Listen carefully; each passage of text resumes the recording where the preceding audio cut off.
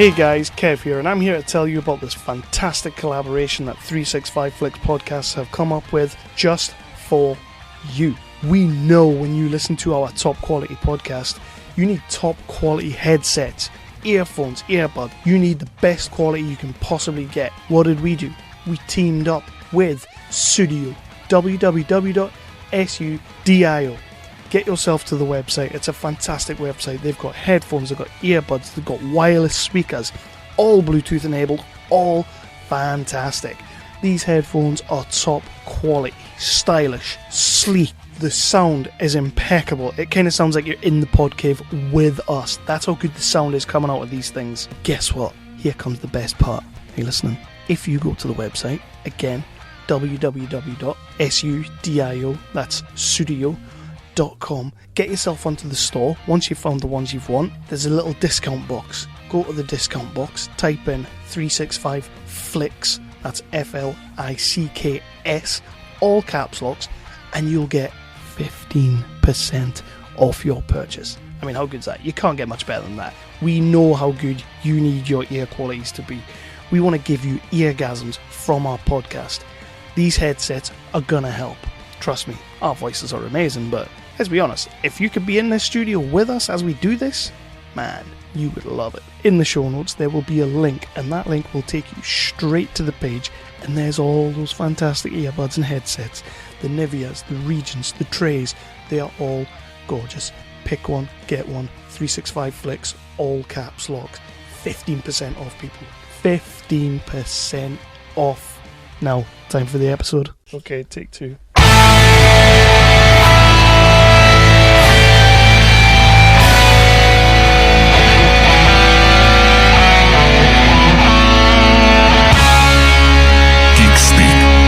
The definitive 365 cut. These are the meaningless ramblings of a Scottish redone whore and a pissy ex-video store clerk. Their ongoing mission is to set right the movie wrongs. They're gonna need a bigger podcast. Hello and welcome to the 365 Flicks podcast. We are back. We've taken this podcast back. Yeah, I am the Scottish Whedon whore, Chris. And I am the pissy ex-video store clerk, Kev. Oh shit! You did forget. That's what happens when you go first. No. See, I tricked you. Reverse psychology. And I am the 2017 filthy year. It's done now. It's done now. Alas. Have you relinquished your title? I have not. To be fair, I feel like Hobie, Jason, if you're listening, I feel like there should be a vote taken over there between the three main guys. Like, forget Jim, but like the three main guys and Doug. The three main guys should like have a little vote about rescinding your title. Well, I don't think they should. Because I did the absolute most amazing thing this week, the last couple of weeks, and I feel I should now be given your floppy award. Well, what year is it though? It's 2018. And I'm the 2017 floppy award winning Brit of the Year. But to be fair, I won the vote by a landslide. Well, to be fair, I won the vote because I am the 2017... You didn't win the vote. Well, I did. I won the vote by an absolute landslide. Well, you won the vote of the common man on the street, and that doesn't mean shit at all. Well, of course it does, because if Corbyn's going to get in, that's the only way it'll be. Well. So there you go. Yeah, you're all pissy, aren't you? That's my vote in public. You're all pissy tonight. I should get it, because what I did was pretty awesome. Yeah, what have you ever done? I bought Jason a Fisto. And? Things. Anyway. Yeah. So, yeah. Yes, it's episode 110. 110. That's how that works. I'm really, really excited for this episode. Mostly because we're taking it back. Yeah. If you had listened to... I'm saying we're taking it back. We've done an episode since then. But it's not out yet, though, is it? Well, it is, though. Is it? The Michael Gross episode is out there. We interviewed Bert Gummer, yo. That didn't come up on my feed. Oh. That's upsetting. Are you just forgetting about episodes we've done? The old Bert Gummer, the old Michael Gross episode. Oh, there it's there. Silly bastard. Sorry. Yep. I bow to you. So, yeah, if you happened to listen to episode 109, which you definitely should, and you'll be one of the few that haven't, because my God, that episode is booming. Absolutely Rightly so, yeah. We had the opportunity to interview Mr. Michael Gross, Mr. Burt Gummer of the Tremors franchise fame and Family Ties himself. And I did some fact checking. Family Ties wasn't big over here. Paula did message me and say that she watched it. I forgot to reply though, sorry. I forgot to reply to her. It's been a bit of a crazy week, Yeah, you know. it has. But apparently Paula watched it. We had it over here, but it wasn't like this massive big thing. So, but over in America, it was huge. And they all know Michael Gross for that. I personally know him for Tremors because I'm a big Tremors nerd. And if you listen to that episode, I think you might get that impression. I'm not sure.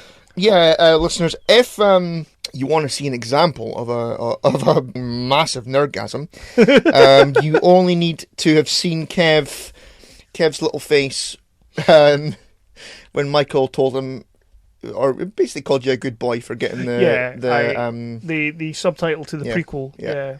And you kind of put your hand on your heart, and the other one. It was fluttering. My heart was fluttering. Yeah. It was like, oh my God, he's like totally acknowledged that I'm awesome. Was it that or that I'm sad? No, I'm not going to call you sad for that. I'm not calling you sad for that. But yeah, that's a cool thing. I mean, I love the first Tremors movie. I still need to get the end of the box set from you. You do. Because I love the hell out of the first Tremors movie. I never ever got round to seeing the rest of them, unfortunately, but I will.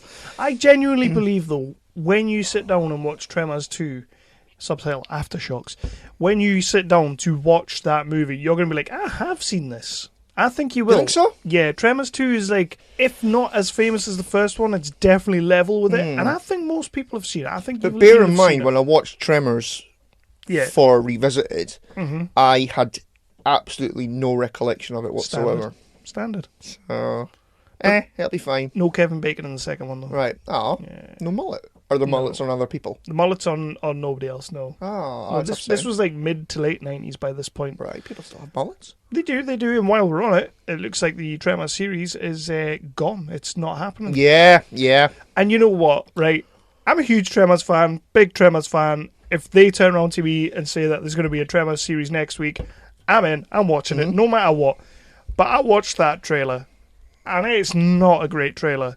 And I've seen so many people... Wasn't Kevin Bacon coming back for it? Yeah, he's all and over so the was trailer. Michael Gross coming back for it as well, I assume? No. Right. Not as far as I know. They only ever had the chance to shoot the pilot, but they never got thingy to series, which, you know, you would think Kevin Bacon alone guarantees it at least one series. But maybe not now. I don't know. The last those EE adverts big thing he was in was The Follow-In. That was, what, about 3-4 years ago? Are you forgetting about the EE adverts? He is amazing in them. That one when he dresses up in the Britney I am leotard. trying my hardest to forget about the EE adverts. I think he probably is too. He'll be cashing his checks, but trying his hardest not to think about it.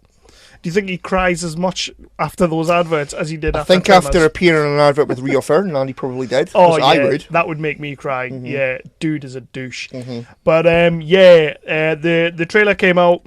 There's a huge petition for Netflix, because we love a petition, change.org. People are trying to get Netflix to pick it up. I think it's got like 1,600 or 16,000. Might be. I would say 16,000. That sounds a bit more thingy. To get Netflix to pick it up. But it looks like it's not going to go anywhere. And like I say... You're going to need more than that, aren't you? You are. Yeah. But like I say, like, the trailer isn't great. It does look like Tremors from back in the day. However, I would say that Kevin Bacon just looks like a crotchety old fuck in this. But yeah, that's Tremors. That's neither here nor there. Other trailers, though. Dude. Oh, we'll get there. We'll get there. Yeah. You want to save that? We'll save that for the newsy bit. I've got a couple of trailers. Spurlers. We'll not go into spoilers. But yeah, a massive thank you to Paula again, Paula Courtney. Yeah. Everybody, we want you to check out her website, which is www.absolutemusicchat.com. Paula is a good one.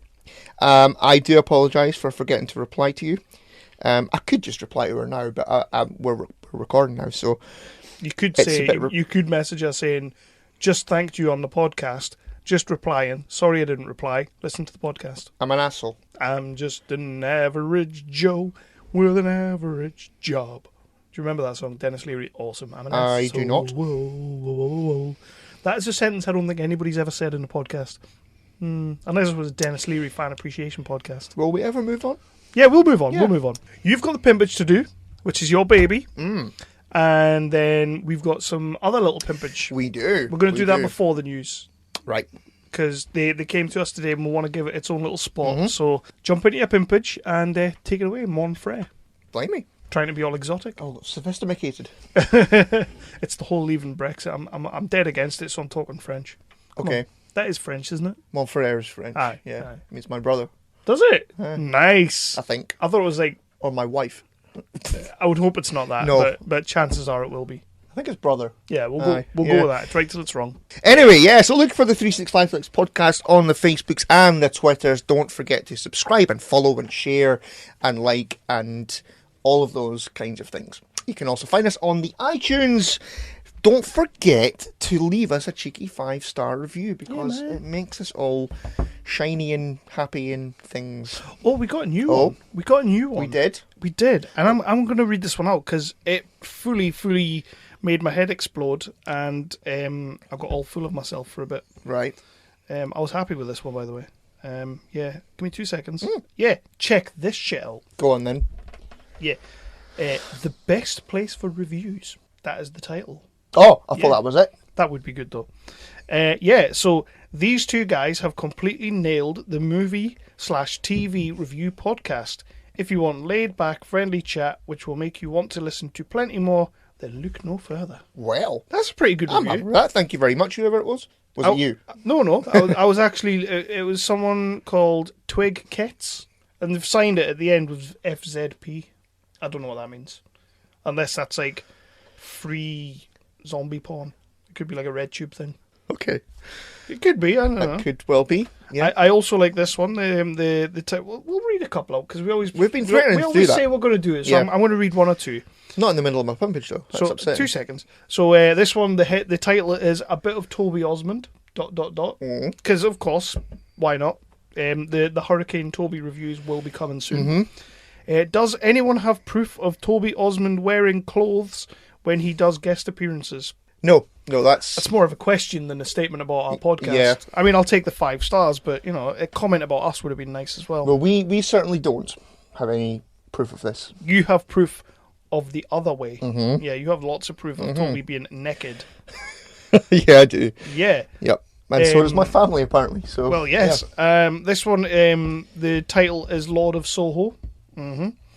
Lads, great podcast. Everyone should listen to it, especially number 101, Winky Emoji, Series 2 begins. That is written by someone called Hurricane Toby. All right, okay, bless him. I don't know who that is, but bless him. I love the fact that he actually subscribed to iTunes to comment on the only podcast he was on at that point in time.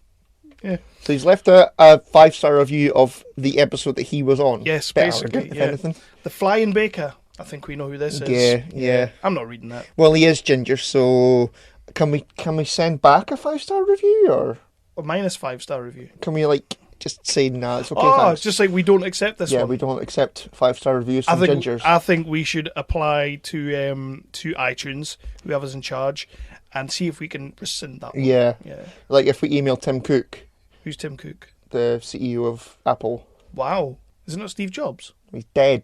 He dead. I thought Bill Gates was dead. No, Bill Gates. Is Bill Gates still Well, alive? I kind of wish he was dead after today.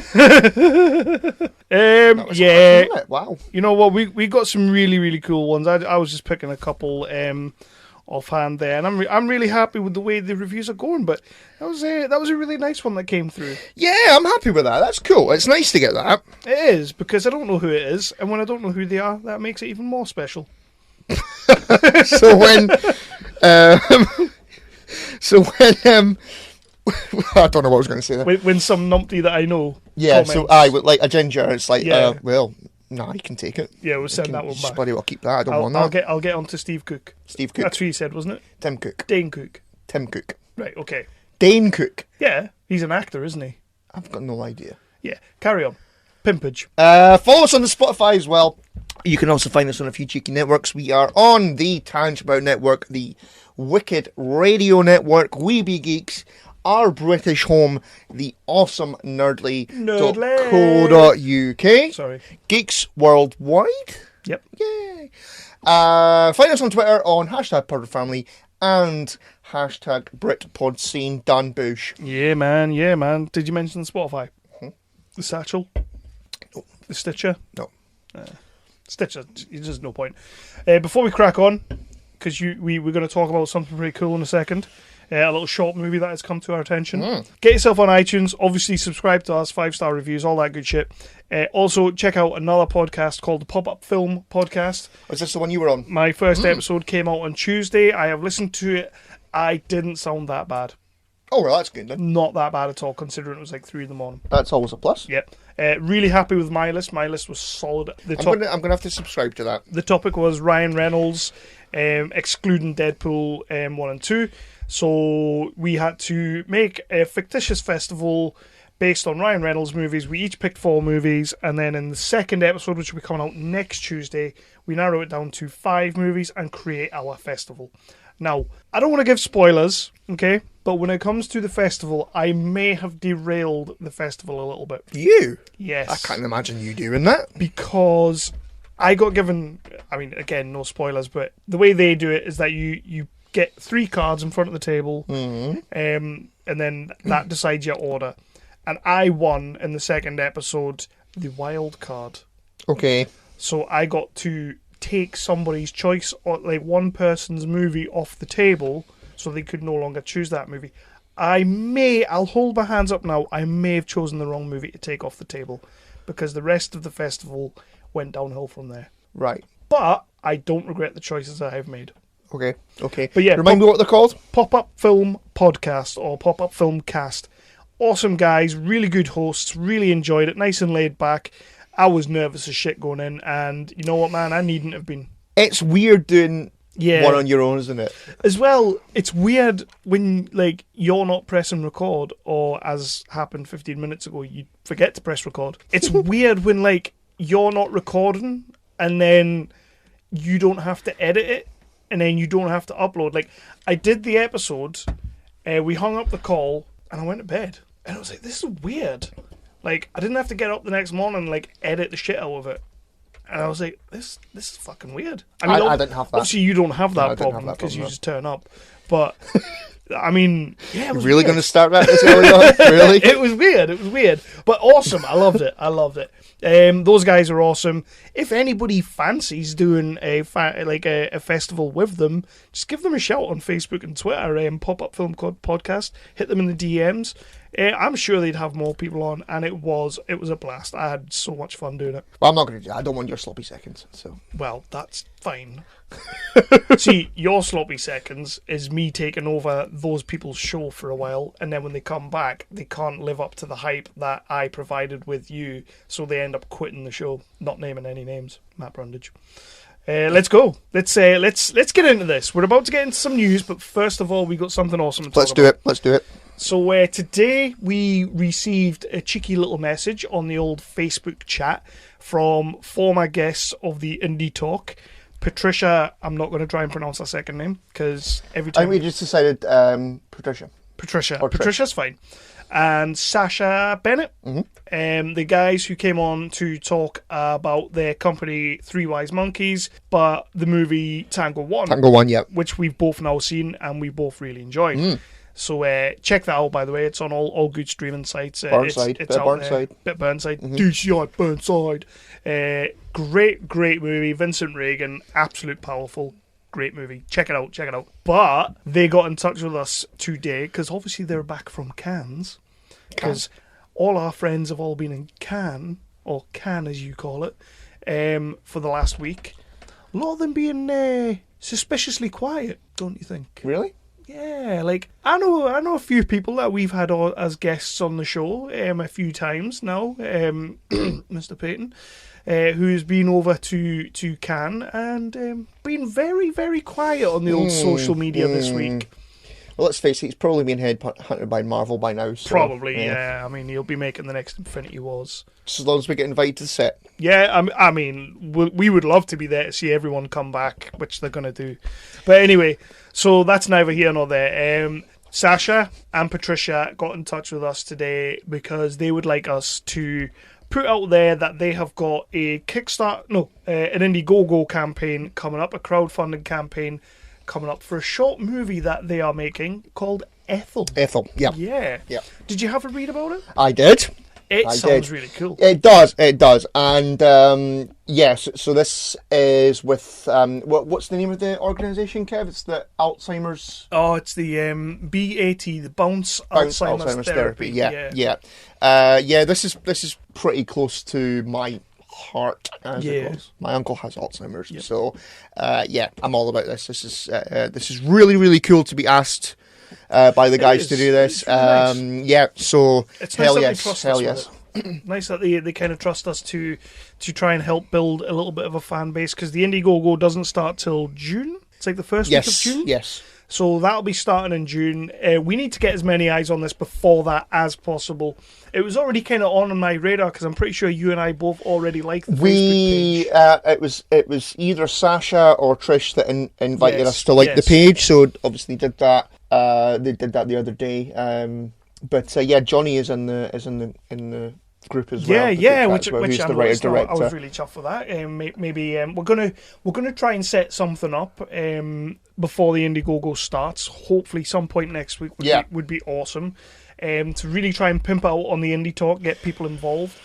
But I mean, basically, it's a story of an elderly lady who's living alone and she's battling with dementia, which at some point or another has probably affected us all. Definitely. It's one of those things that there's no escaping, She's living on a council estate, there's a lot of burglaries happening, and a young, I'm assuming like a young lad name of Jack, he decides he's going to break into her house kind of thing, but there's reasons. Mm-hmm.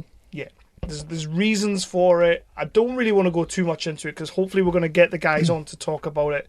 But Johnny Wright, an up-and-coming writer-director, is behind it. The man's worked on a lot of TV shows, sort of like X Factor, The Jump, I read something about a documentary on BBC iPlayer. It was like the most played documentary on BBC iPlayer that year. Okay. So, I mean, this guy's got a bit of pedigree behind him already, so this is going to be cool. We were told that we could drop a couple of names.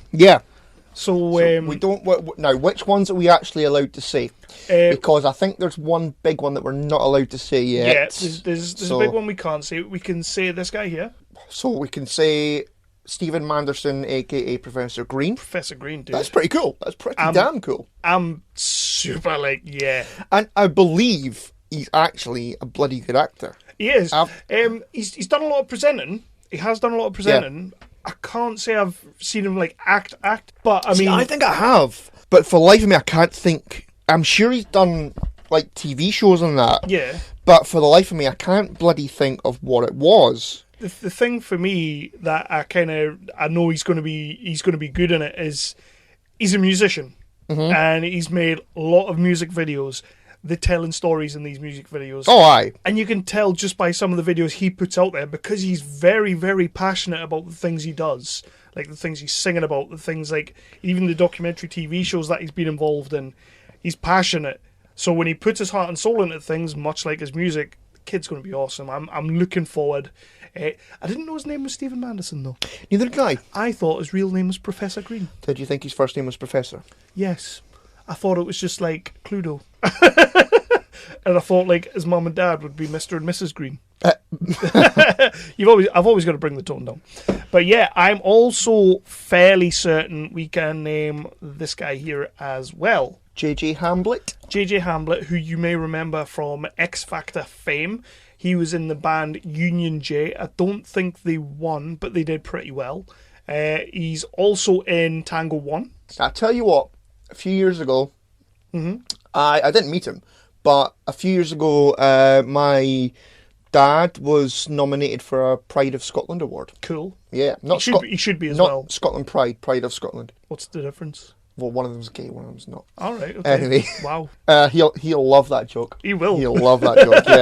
Yeah. So if I message him and say well done on the Pride Scotland, he'll not know what that is. Okay. And if he does, then I'm a dead man.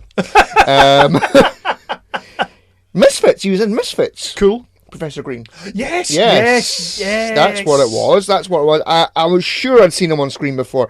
But they, Union J were going about, speaking to people and, trying to whore themselves, really, basically. Speaking of English. Speaking of English. To the Scotchies. So, JJ Hamblett from Union J fame. I mean, I'm saying Union J because that's the thing that most people are going to know him from. Yeah. But he's also in Tango 1 and Rise of the Foot Soldier 3. So he's got some credits behind him as well. So this... Yeah, fair play. It's looking like a pretty cool movie.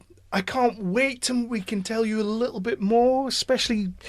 One biggie, that I am excited about. But, spoilers. Spoilers, yeah. But this is looking cool. We want everybody to kind of get behind it. Yeah, what we want everybody to do is, first thing to do, go onto Facebook. We are going to be sharing this on our Facebook page. We definitely will. But go onto Facebook and search for Ethel Short Film or Ethel A Short Film. Either way, you're going to find it. Like it, share it, please. But if you really want to be pulled in just that little bit more, here's a nice little strapline to leave you with. The style of this movie. It's a social realist film. This shot will take influence from films like Harry Brown. If you're American, that's Gran Torino with Michael Caine. They just replaced Clint Eastwood with Michael Caine, and much better. Jason, it's a good movie. It's a dark Jason movie. will like that. Yeah. Kidulthood, which was Noel Clarke. We like a bit of Noel Yep, Clarke. definitely. That was his movie, Sweet 16, with a bit of Martin Compston. Fantastic Scottish film. Yeah, I think I've seen that, yeah. And TV shows such as Top Boy, This Is England, and Derek. Derek? Okay. Well, I suppose subject matter, yeah. Derek had moments. Yeah. And I never got past the first episode of Derek. I just couldn't. It was too much. Yeah. It was too much. Couldn't do it. But so Ethel Short movie, we're going to be pimping it all over the place. Please have a look, like the page, share the page. Let's get a little traction behind this film before the Indiegogo comes up. And when the Indiegogo comes up, we'll be splashing it everywhere. Definitely. Let's get this done, because films like this are important. Even if it's a short movie, especially if it's a short movie, films like this are very important. And we need to really get behind this. So please do. And with that, we're going to move into the news. We will. Right, so here come the bongs.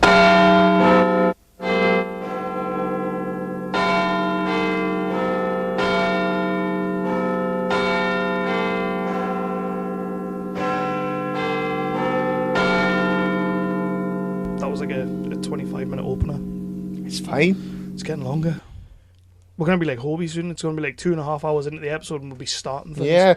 Yeah, speaking of Hobie, have you listened to their latest episode? No, I tend not to. Bit of trash talking going on there. Oh, who to watch?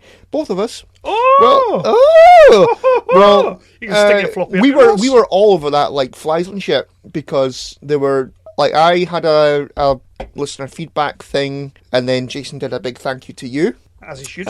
As he should. Well, it was to both of us, but it was you, really. Yeah, I sent good thoughts. You pretty much did about as much for that as you do for the podcast. Oh, I'm sorry. I'm going to stop that. I'm going to stop that. Are you going to stop that? Yes, I am. Are you really? I am. Yeah. You are 50-50. Crack on.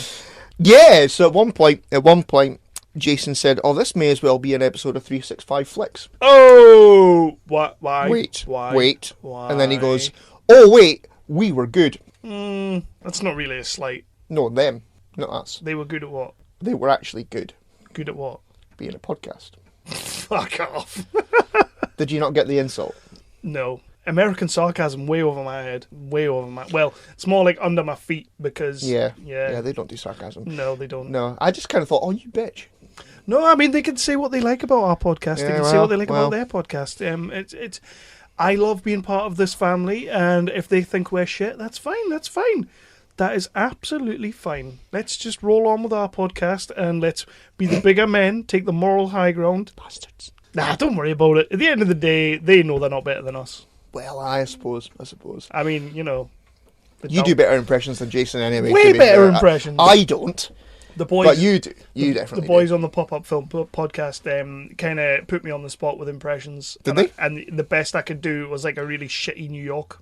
New York? I'm devastated. I'm not looking How forward to did you get on with the listening to pimpage? Did you do pimpage? I did, yes. How did you get on? And I even said, oh, you've got me now, because normally Chris does this bit. And then I kind of just went, There's another, and he goes, me, me, me, me, me. Oh, You missed out on a joke. Missed opportunities. You muckle divot. Missed opportunities. Mm-hmm. Yeah, so news. Let's get into this. Right. Okay, first one. Oh. Sad. Oh. Who's dead? Margot Kidder. Lois Lane. Is dead. Oh, she is. Shit. Yeah. Oh, I thought I was thinking Margot Robbie for some reason. You know, as people do. You silly sausage. Oh man. Yeah. Yeah. That I am gutted about that's a that. pants That's one. my Lois Lane. That's a lot of people's Lois Lane. Yeah. Yeah. I mean, mine's Terry Hatcher, but definitely she is a lot of people's Lois Lanes. Yeah.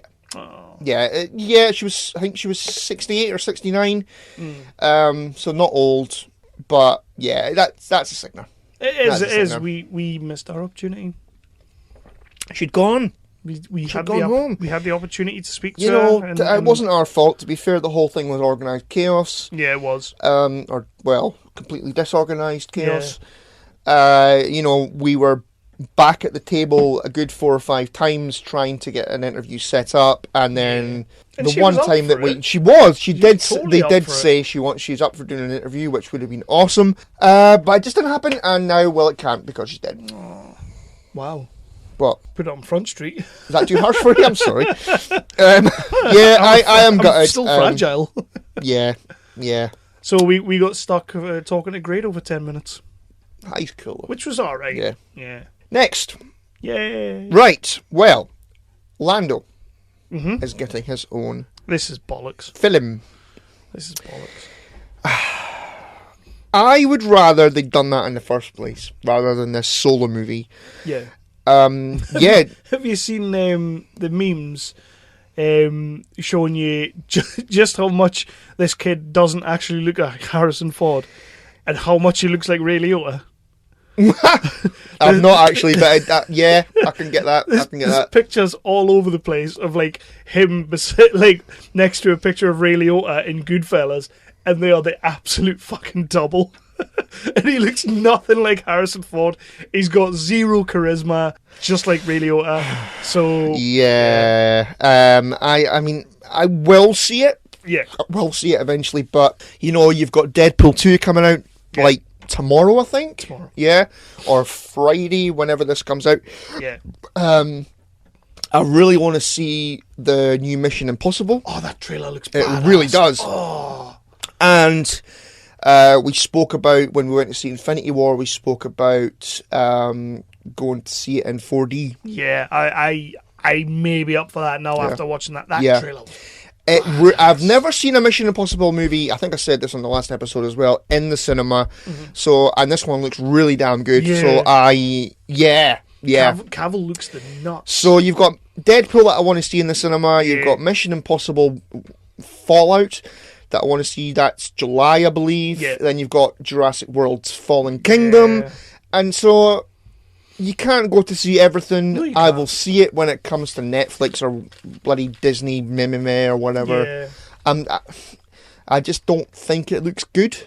Well, we've been saying it pretty much all along. Like we don't like to turn around and say, "Oh, this movie's gonna suck ass." I mean, we do say that a lot, but this movie has not had me interested from word go.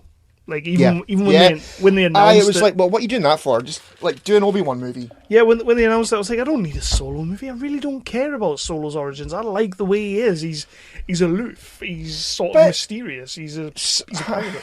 We're introduced to Han Solo in A New Hope. That's all you need because it's Han Solo. So, but yeah, so Lando is now officially getting his own movie. Like I said about 10 minutes ago when we first started talking about this, I would have preferred if they'd just done, Lando, we're doing a Lando Calrissian movie. Do that. Make Lando the star of his own movie about him being a smuggler and all that before he met Han Solo. By all means, have a little cheeky Han Solo cameo at the end. Have some guy going... You go on against for the Falcon kind of thing. Yeah, like this kid's got talent, meet Han Solo, something like that. Do that. That's fine. And then you can get away with the guy acting like a plank of wood because he's only going to be in it for a cameo. So And really old plank of wood as well. yeah, super old, like Bitchy. really old. Yep. Yeah.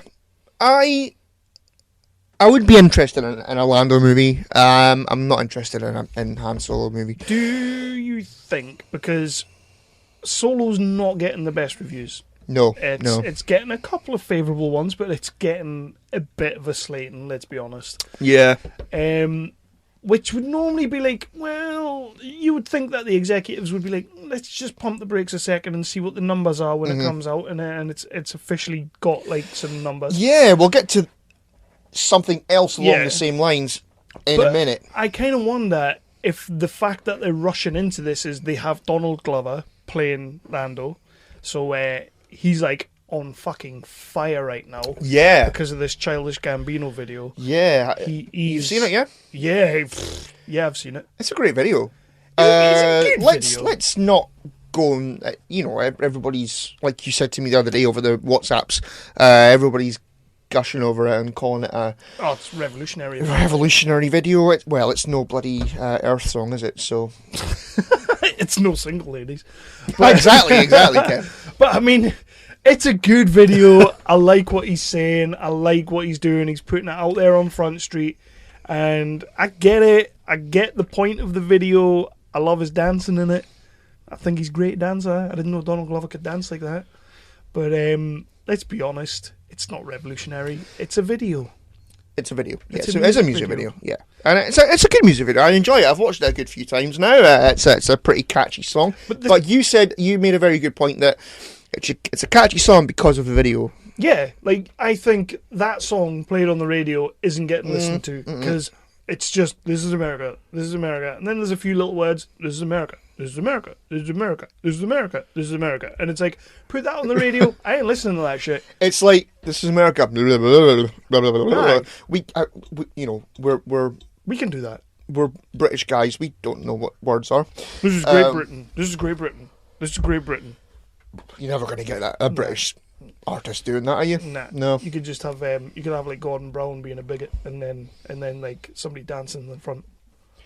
Gordon Brown being a bigot. Yeah, that's the only reference I could go with because I don't know anything about politics. But anyway. And that's where you went with. But anyway. He called someone else a bigot, not the... Anyway. My point was with them rushing into, we're going to do a Lando movie. That video's got like 64 million views in the first 24 hours. Yeah. I genuinely think that them rushing in, even though we don't really know the numbers yet, but we do know it's getting a slating, is off the back of him being just massively super like a hot fucking potato right now. Yeah. I suppose it makes sense if anything. I kind of think they should just pump the brakes. I really think they should just calm themselves down because this one Star Wars movie every year, I don't like it. I just don't get it. I don't like it.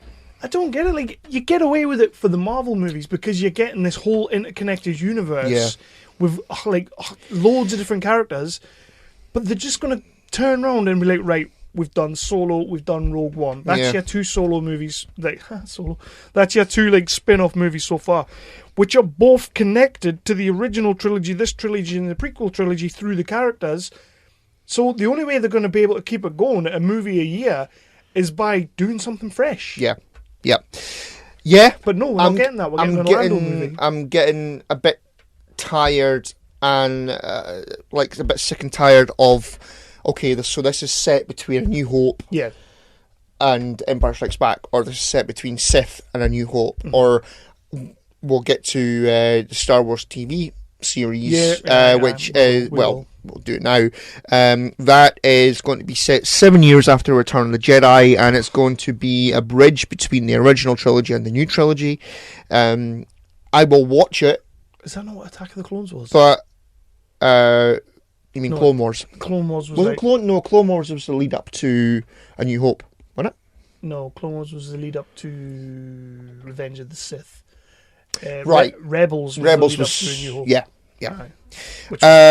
But like you say, I'm completely with you that, do something fresh with the movies and give us the fucking Knights of the Old Republic. Just do something different, please. Yeah. Please, something different. Next. Bohemian Rhapsody trailer. Wait.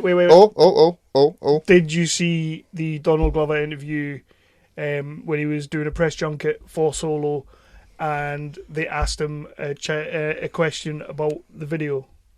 And he just Nope. turned around and said no. He was sitting there doing this press junket, and the interviewer was like, so right now you're massive on YouTube. You got like 64 million views and all that. And he was like sitting there, yeah. And then he kind of went, so let's talk about that last scene when you're running through that dark tunnel and people are chasing you. And Donald Glover just sat there and looked at him and went, no. Oh. And he was like, yeah, but people are talking about it. And he's like, yeah, no, I'm not here to, I'm not here to justify the video. I'm not here to talk about the video. That's not my place. Okay. And then move on. Okay. But the guy was kind of, shit. I'm shutting your butt down. That's kind of what it was like. Yeah. But have you watched any of the hidden meaning videos that are all over the place? No. Well, there's a lot of stuff about like when he shoots the guy in the head at the start, Yeah. and the way his body's positioned, and like the just before that, like the look on his face, it all like goes back to like slavery and that kind of thing. Which is, I find that kind of thing fascinating. And apparently the trousers he was wearing is like connected to the Civil War or something. Pretty much. Yeah. There you go. I've seen some articles about it, and I'm just like, I get it. He's a really smart kid. He's made a catchy song, a great video, and he's really intelligent. I get it. Next. And as he's basically saying in the video itself, it doesn't matter you watching this, because you're going to go and watch some dancey video next, and then that's it out your mind. That's basically what he's saying. Like, we're just moving on to the next thing all the time, like the next dance fad or whatever, and that's what he's getting at. And 10 minutes from now, nobody's going to be talking about that video. Yeah. So move on. Will we? Yeah, please. Yeah. Bohemian Rhapsody. Yeah. Looks damn good. Watched that trailer 4 times on my break yesterday. Yeah. I love the look of this film. It looks really good. It looks really, really good. There's a couple of things that I'm a bit worried about. Apparently, go on. Apparently, originally Sacha Baron Cohen was connected to it, but apparently he left because the creative control of the movie is all of the former members of Queen. Brian May and Roger Deakins. Yeah, basically. like they wanted to tone down.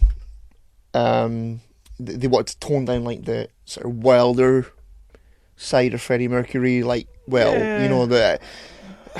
So, he was a bit of an eccentric guy. So there's not necessarily going to be any like mention of like how he died, you know, or anything like that. It kind of looks like they're doing the movie from like them getting together, though, yeah, and hitting the heights. I mean, I'm okay with that. I'm good with that, but it seems to be like if you're wanting a Freddie Mercury movie, you want it like the whole story. You don't want a sort of washed version of the story. I'll give you that. And maybe their involvement is kind of blurring it a little bit. Yeah, I'm completely with you there. I mean, I was super worried about this anyway. Like, I love me some Queen. Everybody loves Queen. No, it's like the soundtrack of your life, basically. And Queen were amazing. Freddie Mercury was outstanding. Like, his solo stuff as well is just amazing. But like, I was worried about this film coming out because Sacha Baron Cohen was involved. Yeah, and then they dropped him, and I was like, yes, we can get a bit of faith in this movie again. And then Bryan Singer was like directed, and it was like, fuck. And then they got rid of him, so it was like, yes. And they brought, I think it's Dexter Fletcher ended up finishing it, the Brit guy. That's right. Yeah, he finished the movie, so straight away I'm like, yes, Dexter Fletcher, if I can get in. And Rami Malek, man, he's a very talented guy. Oh yeah, and I've got complete faith in him leading this movie. It's going to be great. I've never seen that particular actor, Rami Malek, do anything of what I'm expecting from a Freddie Mercury performance. I've never seen him be like out there, and I know him from Mr. Robot. Yeah, he's Mr. Robot and also the Pacific. He was in as well. Was in that. I can't think of any other, but he's always like a very introverted character. Yes, but in this he's going to have to be like a bit of an introvert because Freddie was, but he's also going to have to be the consummate showman. Yeah, he's going to. But every time I watch that trailer and he puts the fist to the air, I'm like, yeah, he has got it. Yeah, and I love the fact that he's not imitating him as such. From what I can tell from it, he's not imitating him. He's more paying homage to him. He's not trying to be an impersonation, if you know what I mean. Mm-hmm. Yeah. Like, yeah. I don't really get that sense. Because there's a few bits in that trailer where you get a good look at his face and you're like, that's not Freddie Mercury. Yeah. That's Rami Malek. But for the most part, you're like, yeah, I can't wait to see it. Mm-hmm. It's definite cinema trip for me. Aye, I'm up for that. There was an article on Huffington Post this afternoon. Apparently, I think it was Brian Fuller. I may be mistaken. I think it was Brian Fuller, though, had said that from the trailer it is StraightWashing. StraightWashing is a thing? Hiring a straight guy to play a gay guy, I think. Oh my god. Dallas Buyers Club is apparently, that? Apparently because in the trailer, Freddie Mercury is flirting with a couple of women, as opposed to showing as him Freddie Mercury did. Has obviously he also liked men as well. Yeah.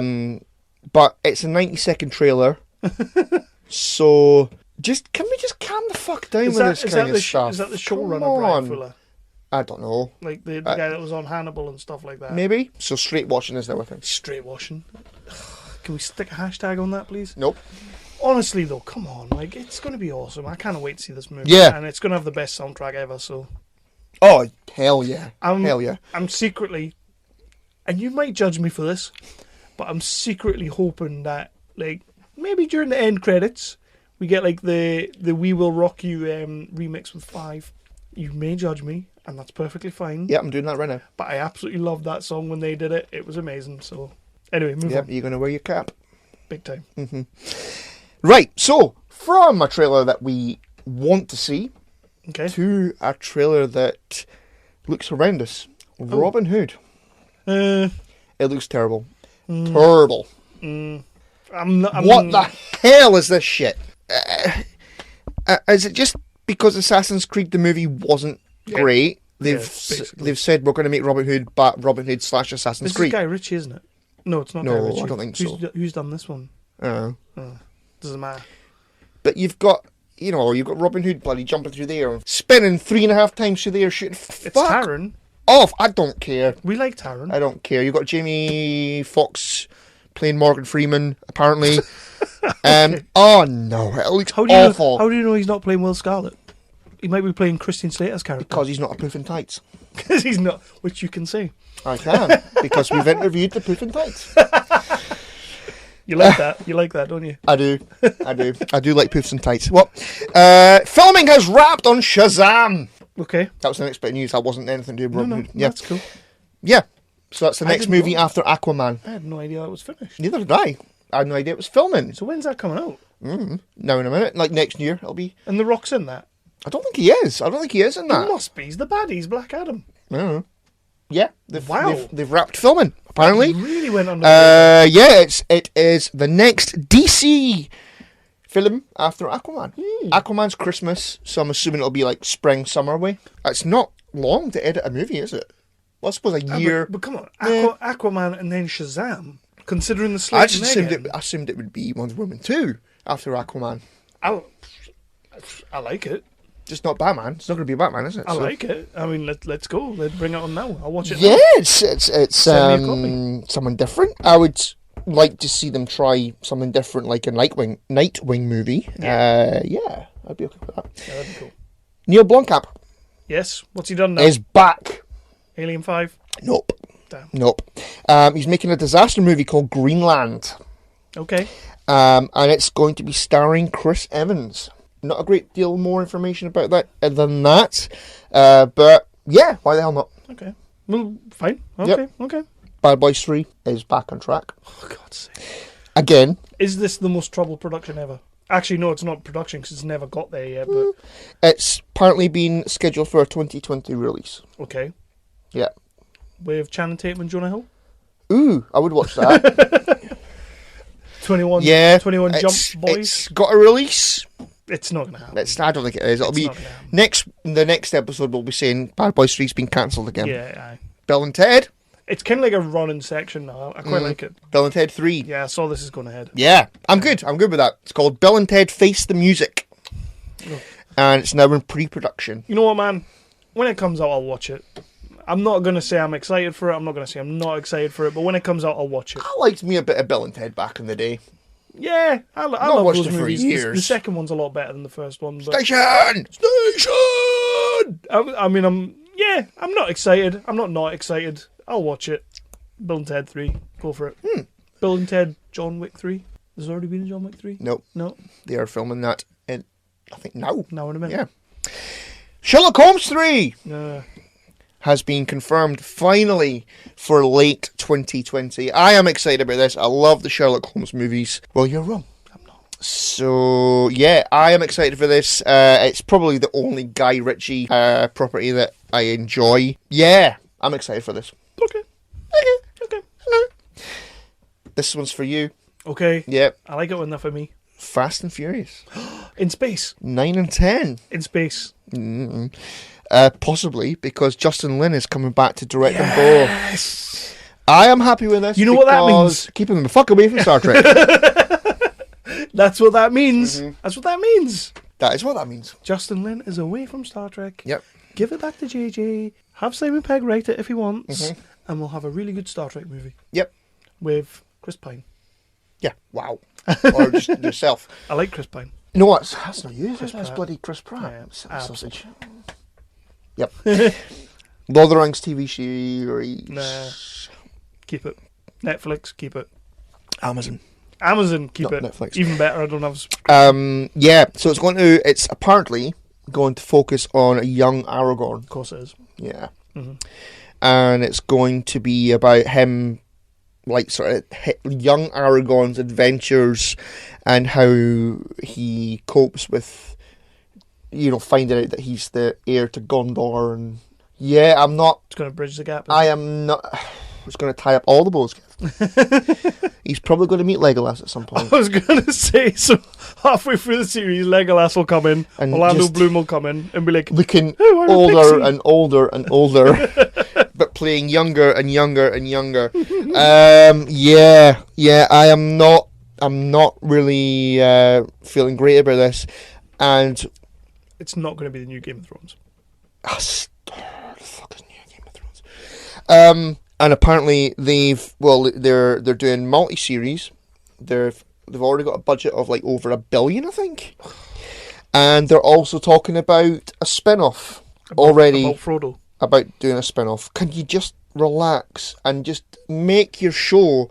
Yeah. Because they could make this and go, and the viewers could go, what the shit was that? Yeah. People will watch it. It's Lord of the Rings. Mm-hmm. People will watch it. I will watch it. Nerds. Okay. But can you just calm down? Yeah. Calm the hell down. I think the problem is people are looking for, like producers and TV showrunners and whatnot, they're all looking for the next Game of Thrones. Oh, man.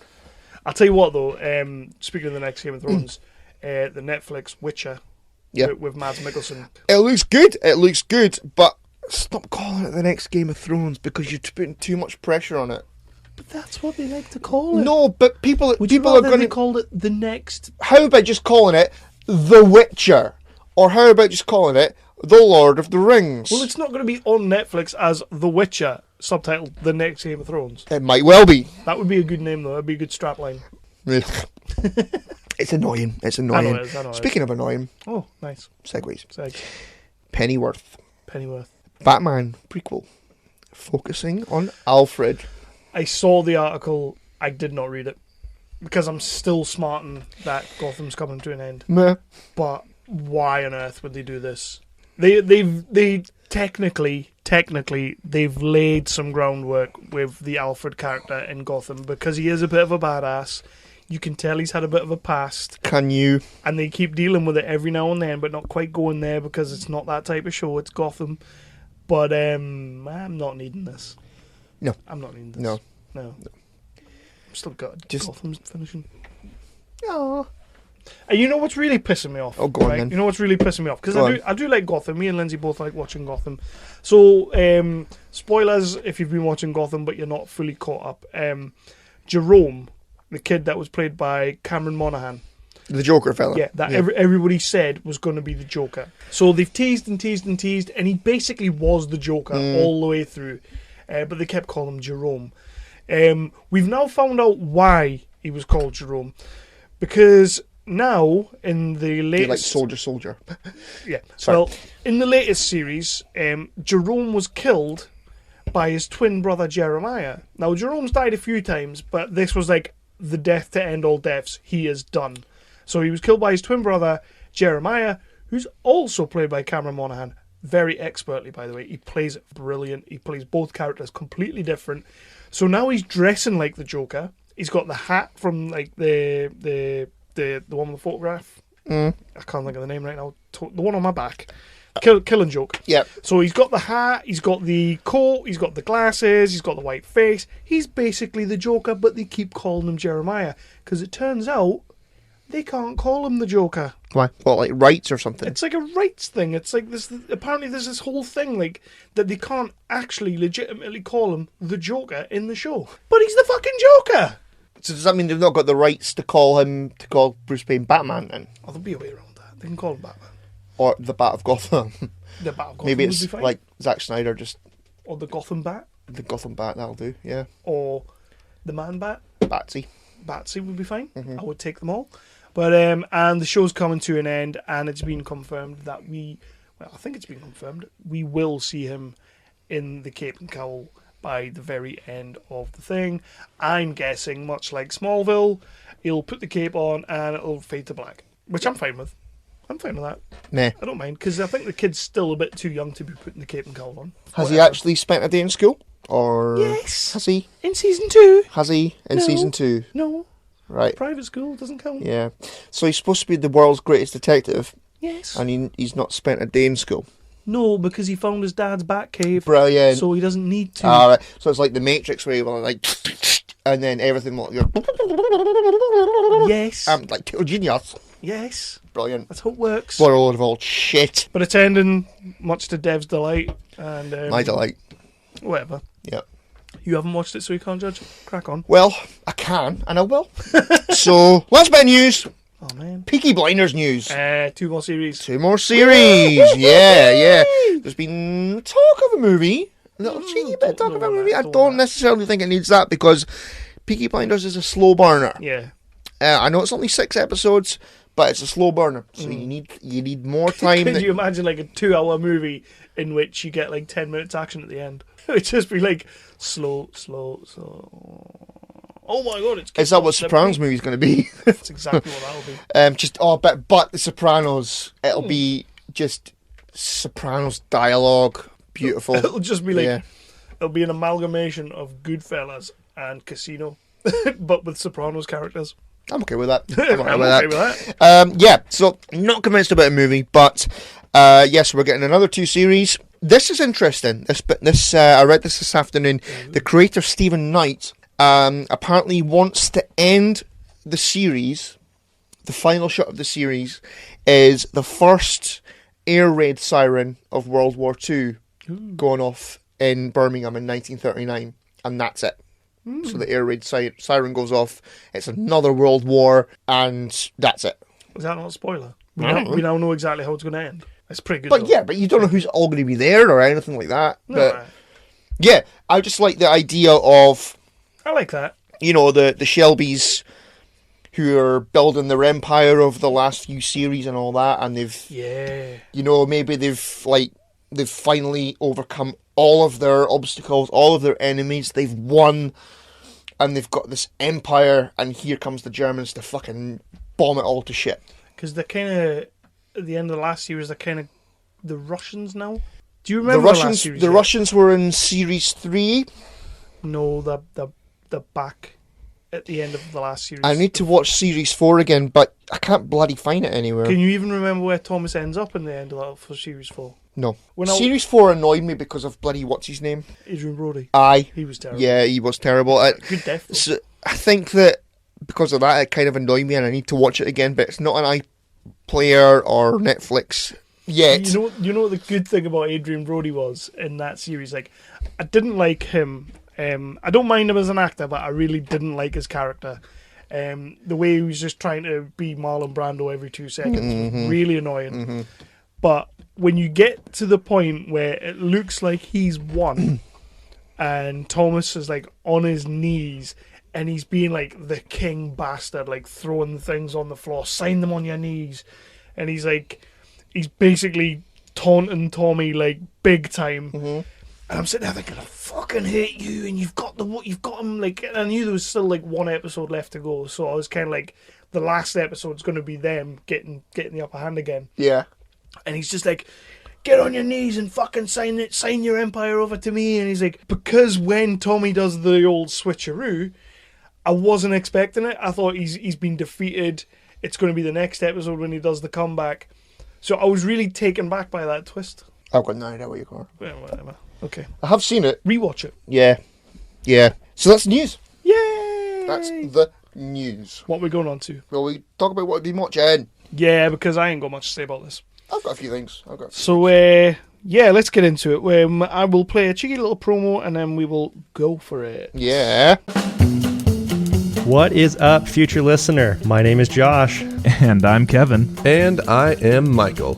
And we host the Second Press Podcast, that news curating podcast where us three cousins get together and make fun of the news. We'll keep this short and sweet. You should listen to our podcast because it's funny and informative. Exactly.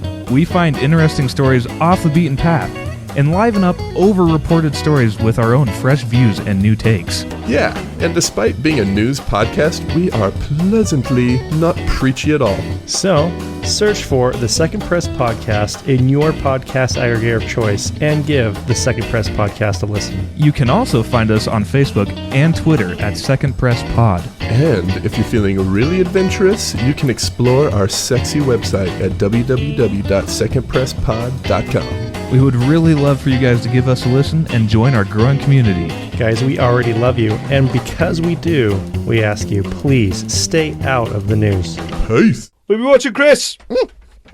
Right, well, okay. First one. Well, two. Mm-hmm. I've hobbied it. Nice. Well, it's a film and its sequel.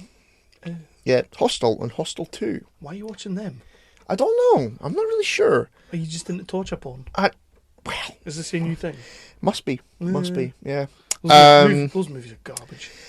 The first one is a horrible, horrible movie. I tried to watch it way back. And I never got past the bit where the guy cuts the back of the fella's ankles and tells him to get up. I never got past that. I put it off. But I don't know why, but I just kind of went, you know what, I'm going to watch it. I'm going to bloody watch it. Feel sorry for you. And it's a horrible movie. Yeah. Jay Hernandez is good in it, but that's about it. The second one, I actually think, is an okay movie. Nah, They've dialed back on the gore. Yeah, I suppose they did a little bit. It's a better story. They've got more defined characters. Special places in it. Okay. You know what I mean? Yeah, I know. The Hog Beast. Yeah. No, not the Hog Beast. The lass. The lass is on the stand at the start. Right, yeah. Oh, right, yeah. Yeah, she's in it. Oh, shit, yeah. Yeah, it's still... They're not great movies. They're not particularly... They're not nice movies at all. They're like the first one is just horrible. It's just horrible. Even for me, that was a very obscure reference. What? Special Hog Beast? Places. Special If places. you had said Hog Beast, I might have got away with Yeah. it, but that was a really obscure reference for me to just pluck from the back of my mind. Well, I am disappointed. I know we're normally on the same page, but fuck. Crack on. Yeah, I don't know why I did. I enjoyed the second one. Okay. I thought it was okay. Lewis is in it from Suits. He is, yes. He's the torture guy, isn't he? Yeah. Is he Yep. not in the first one as well? Or is it just the second one? He's in the second one. I do love Yeah. this. Yeah. Yeah. Aye. Yeah, I don't know why. I enjoyed the second one. Fuck the first one. I don't like fingernail Yeah. pulling or like ankle stuff. Gives me the poke. I'm with you there. I'm with you there. Yep. So, you go. So, yeah, Lindsay and I have been watching a new Netflix show. Netflix is just full of new shows. We have been watching a show that is starring Dexter, Mr. Michael C. Hall. Yeah. And the show is called Safe. Damn. Have you seen it? No, Have I've you not. watched it? I had Yeah. it for the next just the pilot. Oh, shit. I know. What are you Nearly gonna do? finished it. You'll have to think of something else. Well, I'll do. But yeah, Safe, starring Dexter's own Michael C. Hall. Yeah, doing a British accent. Yeah, I saw the trailer. I saw the trailer for it, and it is weird. Not rocking it. So his British accent or Martin Freeman's American? Which is better? Right now, I'd take Martin Freeman's American. Wow. His British accent is... And bless him, he's trying. But you know what it is, right? It's set in Britain. Set in like a gated community in Britain. So Brigger will love it.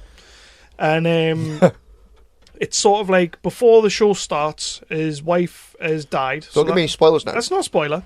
I mean, you basically know the premise of the show. His kid goes missing. And he's trying to find her. So you've got like... His wife's dead before the show, and they deal with that like right from the jump because obviously there's issues to be had. The daughter goes missing, and her boyfriend is killed at a party. It's all connected. We're gonna find out how, but in the meantime, we're gonna have to put up with Michael C. Hall talking like this. He's doing a little bit of this because he's all British and stuff. Oh, so he's got to be Cockney. Oh yeah. He's got a proper British accent, you know. And I'm sitting there watching. Is that like the only accent school in Hollywood? I think so. Is Yeah. Cockney. Yeah. So is it like Guy Ritchie's accent school?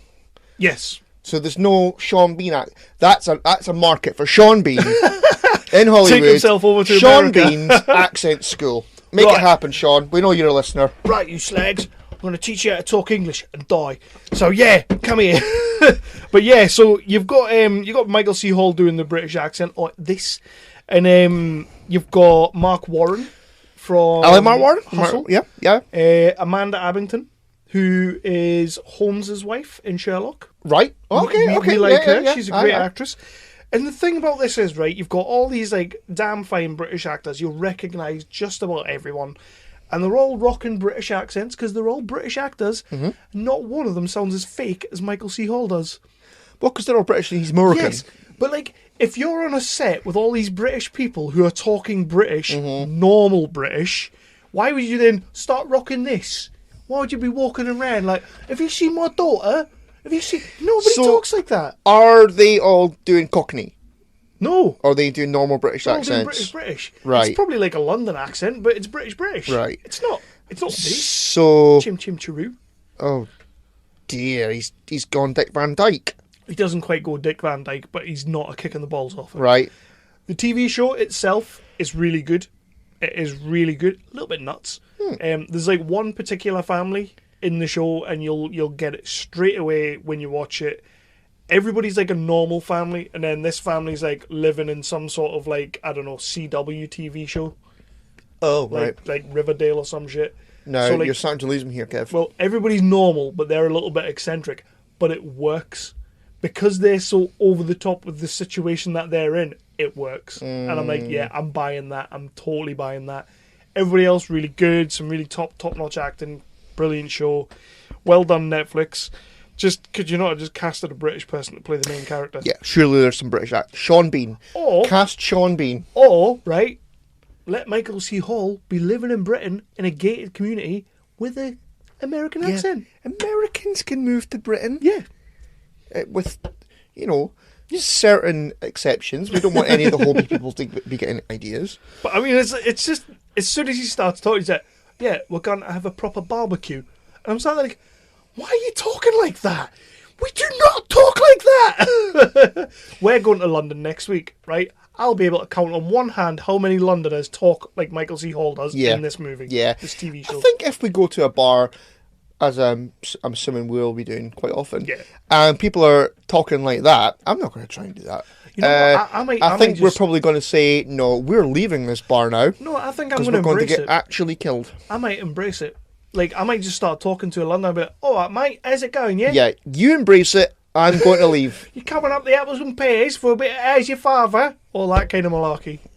I might just go for it. Yeah, do that. Yeah. Do that. You've heard about the recent spate of stabbings and shootings in London, yeah? Yeah, that's you. No, that's just something the news tells you Is it? to give you the fear. Is it? Yes. All right, okay. That's all the news is. Okay. 20% fear. They definitely need to open Sean Bean's Accent Academy They in certainly Hollywood. do. They certainly do. That needs to be a thing. Or Toby Osmond's. Teach them how to laugh like an evil person. Right. Right. Film. Yay. Oh, No. I start with a TV show. No, not yay. I never do that. Ready Player One. Oh god, I watched it. What a disappointment. Yeah. I was so... Don't... Like, people will be saying, like, oh, they were just ready to hate it or whatever. I was not. Not at all. I love Steven Spielberg. The trailer, I think the second trailer had me more interested in the first trailer. But, you had the DeLorean in there. I was never really convinced about all the CGI. I think the worst thing we ever really said was when we were in the cinema, we said, I hope we're wrong, but that looks like a bit of a mess. Yeah. Which standard. It was a complete mess.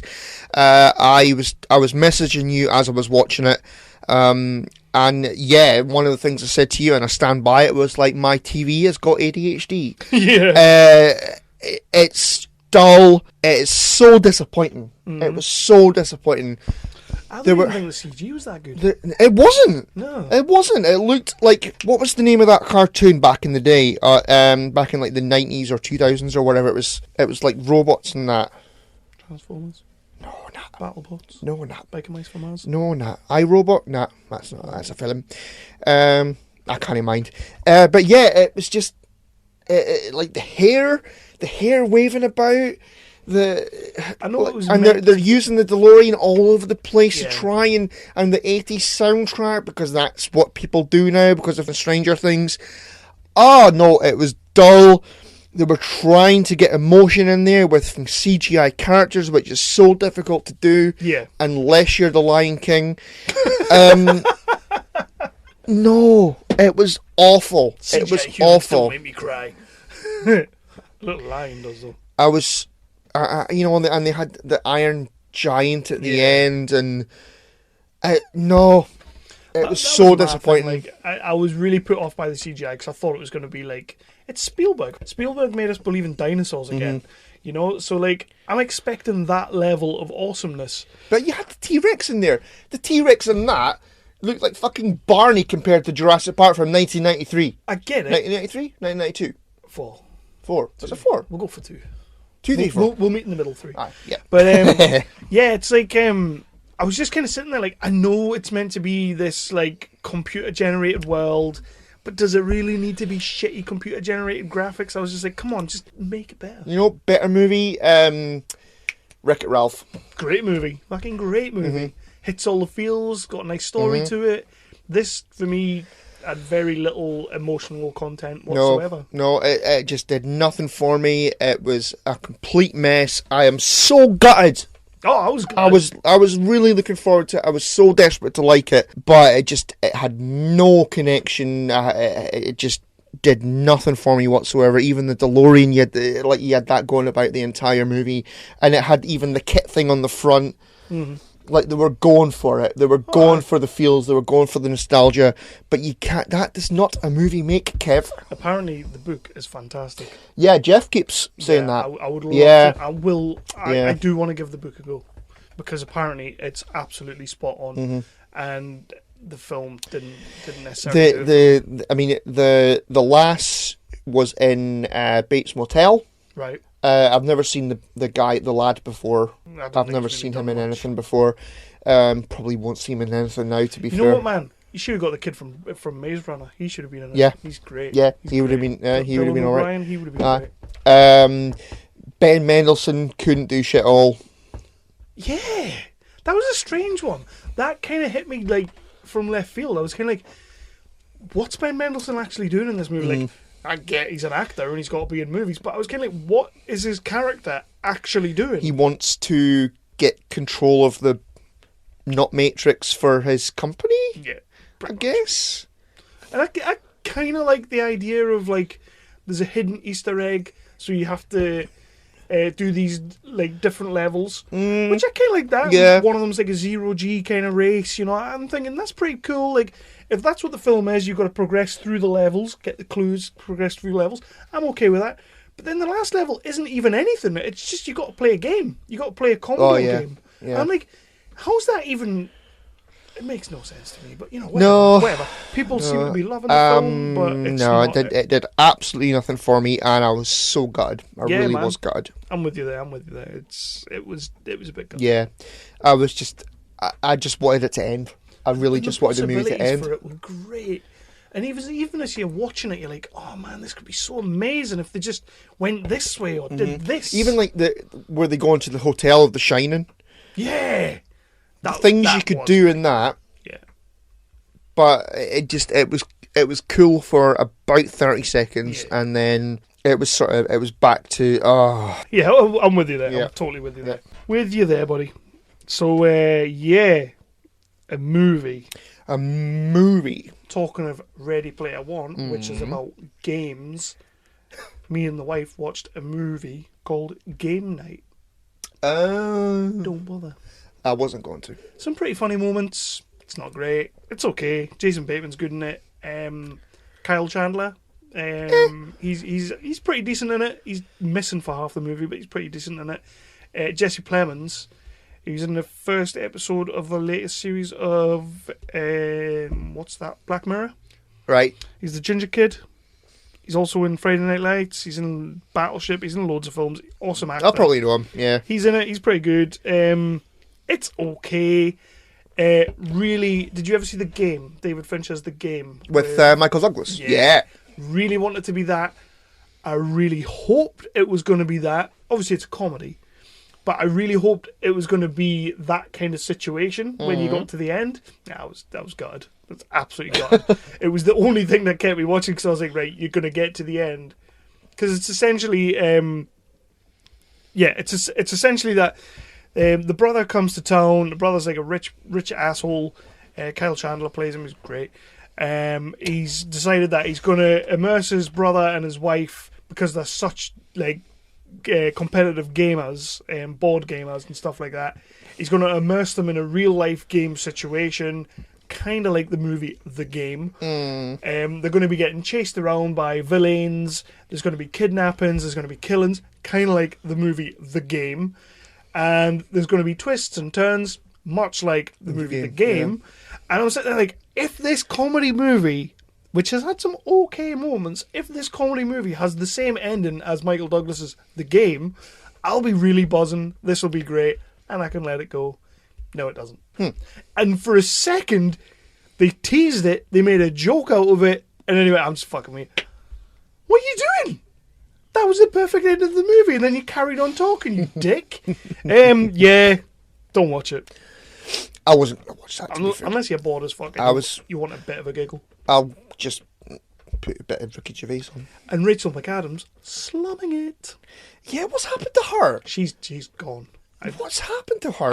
I don't know if there's any coming back. What movie was it we spoke about on the last episode, where she was all like proper underused? Oh, everything. She was in Doctor Strange. That was it, Doctor Strange. Recently, yeah. Not the last episode, then. She's just like, she is an amazing actress. She is. And I kind of feel like she's losing roles to Amy Adams. Yeah, I could see that. I kind of feel she's stealing her roles, which is a shame. But I suppose them's the breaks. What are you going to do? Totally slumming it in this movie. There's no way she's fallen in love with Jason Bateman. I like Jason Bateman as much as the next guy, but come on. Rachel McAdams ain't falling in love with him. Me, maybe, but not him. So, yeah. Well, yeah, you do look like Chris Pine. What have you been watching? Yeah, I've only one more movie to talk about. I saw A Quiet Place. Oh, yeah. Yeah. Any good? Yeah. Yeah. Was it in a loud cinema, though? Sure. Could have been. Because we know if you go to Berwick Cinema, you know that Dead Pixel. That film's not going to be quiet. Yeah, so it's a strange one. It's a strange one, right? Because obviously for a large part of the movie, there is no talking. Yeah. Because the premise of the movie is, I guess it's like in the distant future or whatever. Okay. And there are monster wars. Monsters. Who, and they're attracted to noise. Yep. So if you do any kind of noise, like there's a moment towards the start of the movie where a kid has like a toy spaceship. I think it was in the trailer. Yeah, I saw that in the trailer. And monsters. Yeah. So if you make any kind of noise, if you speak, if you slam something down on the table or anything like that, then they're coming to get you. Yeah, boy. Basically, that's the premise of the movie. So that's why it's called A Quiet Place. So the family, is it Emily Blunt? Is it Emily Blunt? Yes. Yeah, and John Mimime. Yeah. Krasinski. Yep. Who's great. They're both great. They really are. So she's pregnant and she's about to pop. Ooh. And so obviously, pregnant, I gather it hurts a little bit. Probably smarts. Yeah. Yeah. So obviously, there's a problem because she's going to all scream and stuff and Movies. going to come and get you. Aye. So that's the kind of premise of the movie. So it's like the family are preparing for that. But there's also something happened in the film, as things tend to do. Yeah. And so the family's trying to come to terms with what happened. Yeah. Yeah, it's really good. It is really, really good. It is a strange one because, as I say, there's a lot of they're talking in sign language and stuff and things, which is cool. It's a good premise. It's a really interesting premise. I saw today. They've thingied a second movie. They've thingied a sequel. Did they leave it open for a second one? Yeah. I mean, Yeah, you could do anything really. Doesn't there's not a sort of definitive wrapped up in a bow ending. Right. Legolas doesn't go fades and to black. try and find fucking, I don't know, whatever. I was going for something there, it didn't work out. Yeah, it's good. I really enjoyed it. It picks up in the third act because that's when the wife goes into labour, and then they've they've got to obviously protect the baby from if it cries it's going to get fucking eaten. And by the way, the monsters are made to look it's like a less is more situation. You do see them, but there's a lot of blurred out moving in the background kind of thing and all that, which is good. It's fucking scary, and the monsters are made to look really, really threatening. And you do feel like there is an actual threat to them, Right. which is unusual. Yeah. It's sad that that's unusual, but you do feel like there is a genuine threat to the characters in the movie. Yeah.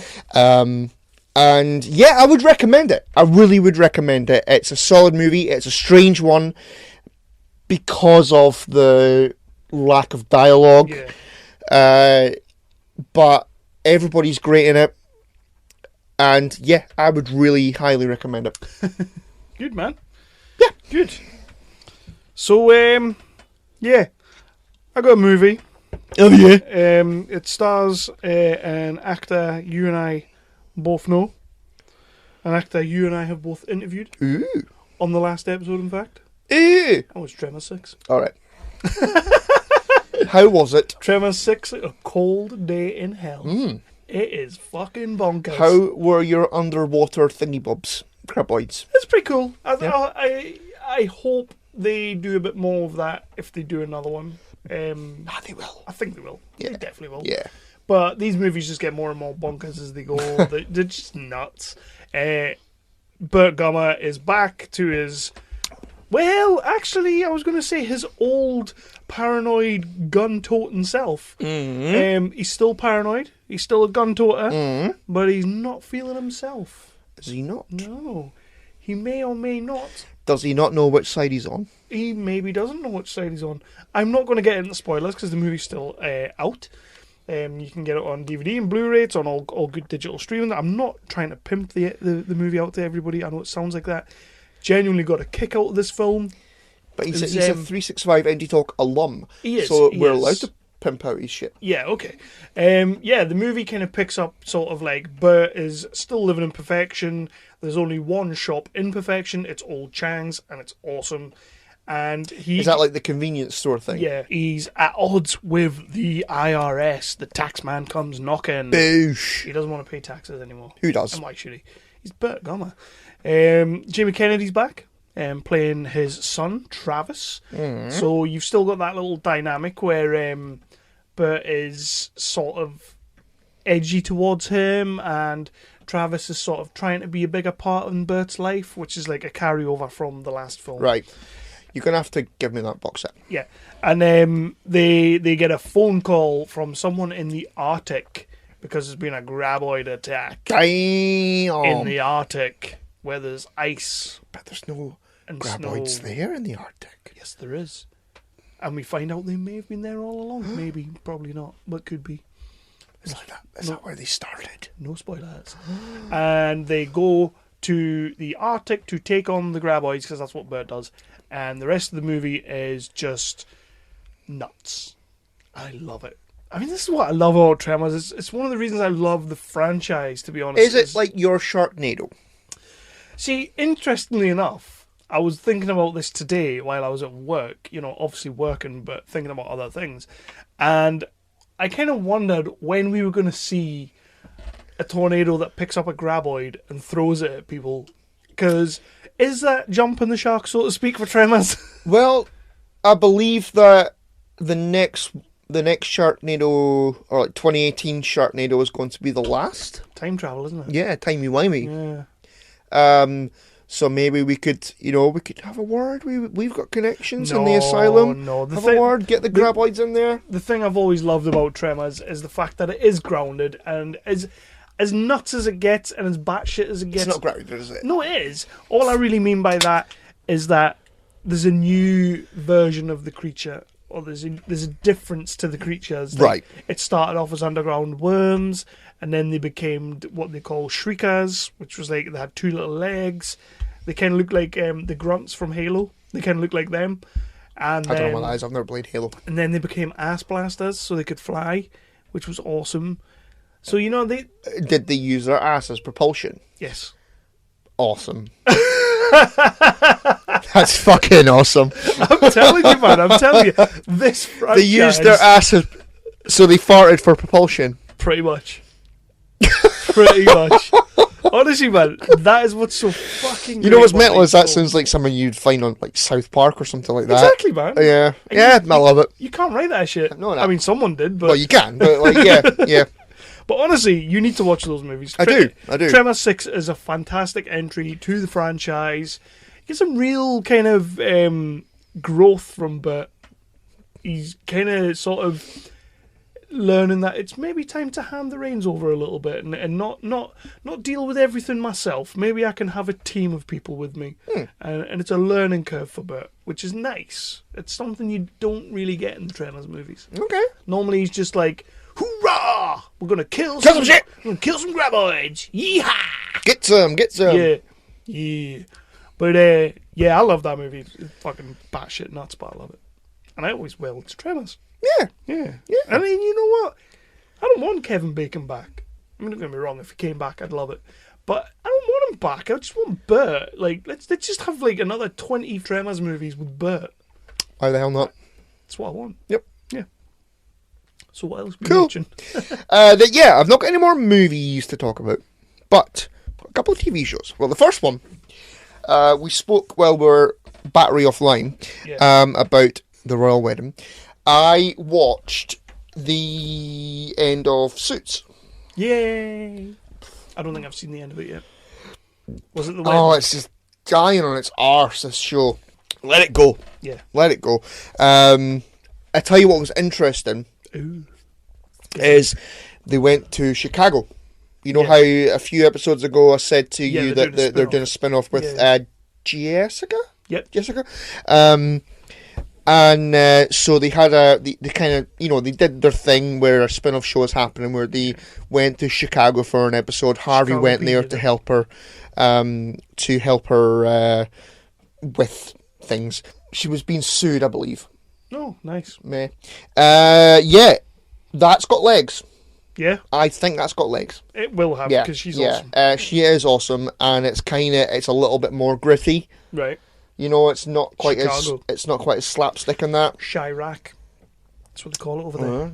Yeah, there you go. They do. That's been said on Jock and Nerd, isn't it? They don't just make pizzas. Chicago Town pizza. Yeah, I know. That's awesome. They're shit Brilliant. pizzas, really. I'm buzzing with that. Are you happy with that one, are you? Good lad. I'm well pleased for you. I feel like I nailed that reference. Yeah, the show is just dying on its arse. Yeah. I'm not going to be watching any more of it. Rachel has left and Mike has left. They're away to. I mean, they got an okay ending. They moved to England. They moved to. No, they didn't. They moved to Seattle to work for a law firm that only does like Pro bono shit. Yeah. That's what it was. So it's an okay exit for them. But you know what? If they're gonna just have like Harvey and Lewis and Donna and a whole new cast in there, oh fuck that. You know what, man? It's just... You know what, man? Do this Chicago spin-off. Go over to the gritty side. Take Harvey, take Lewis, and just go with that. Yeah. Like, have the dream team back together, and let's just crack on. Yeah. No more Mike, no more it's Rachel. I watched it. How one character, who really isn't that much of a pivotal role in the show, I know she's Mike's girlfriend, but one character has pretty much decimated that show. Yeah. Which is bollocks. But the show was already... It was on a downer. It was on a downer. It has been on a downer for a couple of seasons now. Probably really since Jessica left it, to be fair. I think the only thing holding it together was the Lewis and Harvey kind of relationship. It kind of moved away from being Harvey and Mike to being Lewis and Harvey, which I like all that. Yeah. But then when people started saying Donna and Harvey should get together, it was like, nah, I'm out. No. Should never happen. Shouldn't. That's like, it's Niles and Daphne, it's Mulder and Scully. No. Yeah, next. Question. Go. The Royal Wedding. By the time this comes out, this episode will probably be out, so it's a bit of a redundant question. How many of the Suits cast do you think will be there? None of them. I don't think will be. No, they're not invited. Surely Gabriel Mack should be there. As Batman. Yeah. Because let's be honest, he made her. Well, he didn't make her. Well, he did. Is he her dad? Who would she be without Suits? She'd be nobody. You wouldn't even know her. Well, okay. Right. You wouldn't know. What else has she done? Name something else Meghan Markle has been in. No, I refuse to. Yeah, I suppose, but no, none of them will be there. Commoners. Nah, commoners. She's a commoner. Common American actors. Dirty bastards. Right. Go. TV show. Danish. Foreign. Subtitles. The Rain. You seen it? I saw some of the first episode. Love it. It's a bit hard to get your head around the dubbing and it was the subtitles. the voice. It was like Police Academy. You know the guy in Police Academy. And the voice they chose. After the first episode, I took the dubbing off and I watched it in Danish with the subtitles. See, that would have been better. Way better. I might give it another go doing that. You I would rather should. have subtitles than they're continuing to speak after the after the voice actor is finished speaking. They're still going. This is a podcast, so people can't see that, but they're still going. Blah, blah, blah, blah. Yeah. No, it was too much. I couldn't focus on the show because I was watching their mouths. That's why I swapped it over straight away when the second episode started. I was like, right, back on Danish. Let's just have the subtitles. Yeah. Way better. I will give that another go then. Brilliant show. Yeah. So good. Like, I'm not going to do spoilers and all that, but the premise is they lock themselves up in a bunker because the rain is killing people. There's like some sort of fucking acid. Yeah, I saw as far as, so they're in the bunker. The dad is buggered off to look for the other kid or something, or no, to look for survivors or something. Yeah, because he kind of knows the cure apparently. And so it's the mother and the two kids in the bunker, and they hear knocking at the door, and the mother says to them in Danish / shit American, "Don't open the door. It's probably not going to be your dad." Mm-hmm. And so they open the door anyway. Of course. Because reasons. Well, that annoyed me for a start. But I didn't get much further than that, to be honest. I put it off. It's really good. Yeah. Like I say, swap it over. Watch it in Danish with subtitles. It's a really good show. I really like the premise, although premise kind of doesn't go anywhere. Right. So, I mean, it does. It's a constant threat in the show. Like, they need to get out of the rain. If it's going to start raining, they have to get cover. Yeah. Otherwise, they're going to die. Yeah. You know what annoys me in these kind of things and is... they do leave the hatch. Do they? They leave it. Right. Like, pretty much in the second episode. They okay. leave it. Okay. And it gets better. Like, I liked the... So the threat of the rain cloud coming towards them, and they were in the school and that. And was it? I think the dad came in and went, "Right, you need to come with me right now. You need to come with me right now." But what annoys me in these kinds of shows and movies and that is the kids go, "No, I don't want to go." Of course they do. The kids. Oh, Dad, take me with you. No, if somebody says to you, if your dad or whatever says to you, probably not your dad, but oh, that was below the belt. Oh, he's a villain and he's going to kill you for saying that. Oh no, shit. He's done time. Well, aye. I've met him, he likes me. But if, like, your dad or whatever says to you, "Come with me right now," you're not going to go, "Me, I've got class, me." But she had an important exam, and the guy she was talking to was giving her severe fuck me eyes, so she didn't want to go with her dad. He was. Oh, big time. Aye, yeah. Yeah. Thankfully, he dies. Brilliant. Spoilers. Well, no, because everybody dies, All right. except for people in the hatches and in the houses. It's quite flimsy how they can escape the rain. Let's put an umbrella out. Yeah, that would have worked. Bit of tarpaulin, be fine. So, yeah, the rain. A good gazebo.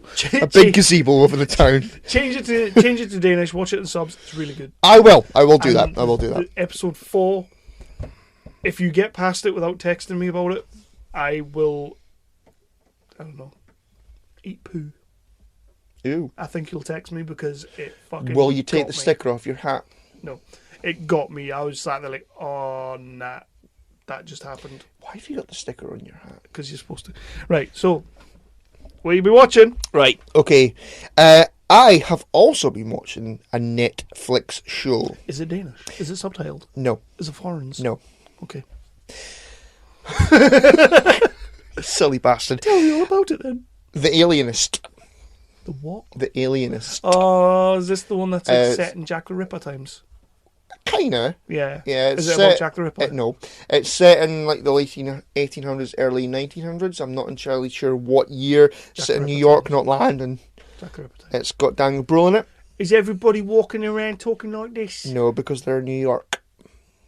That would make sense. It would So not. they're like, hey, I'm walking here.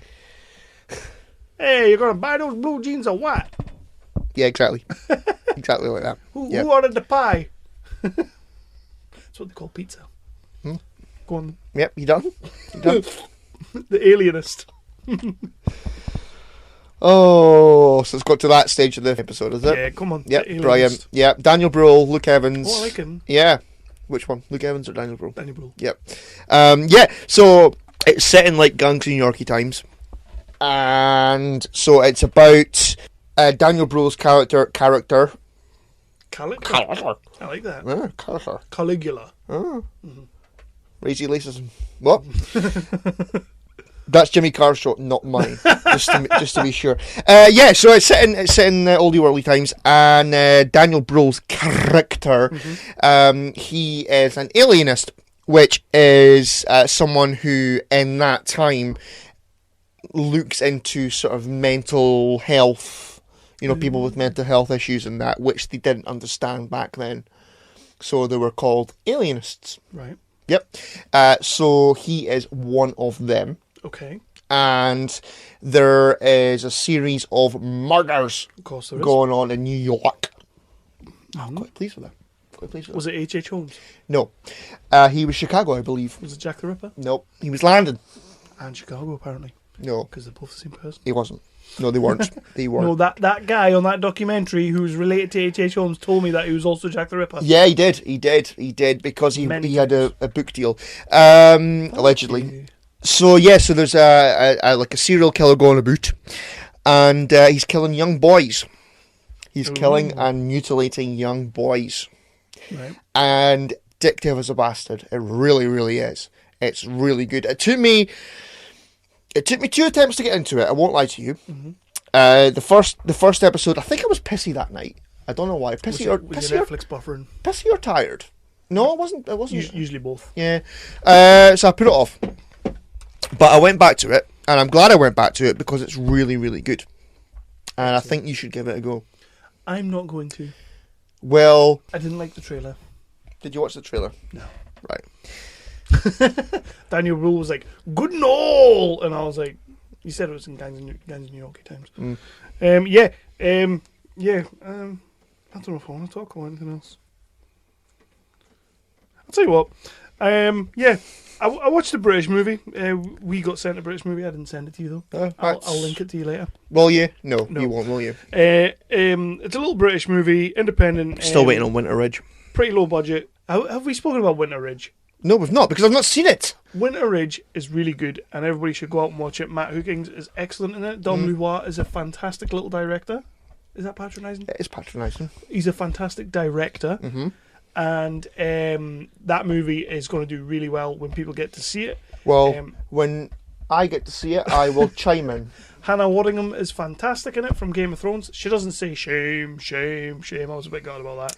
That's who that is. I keep seeing photos of her with man. Dom On the Facebooks, and I was like, I know that face, I know that face, I know that face, I know that face. Yeah, now I know who it is. Yeah, it's Hannah Waddingham. She's awesome in it.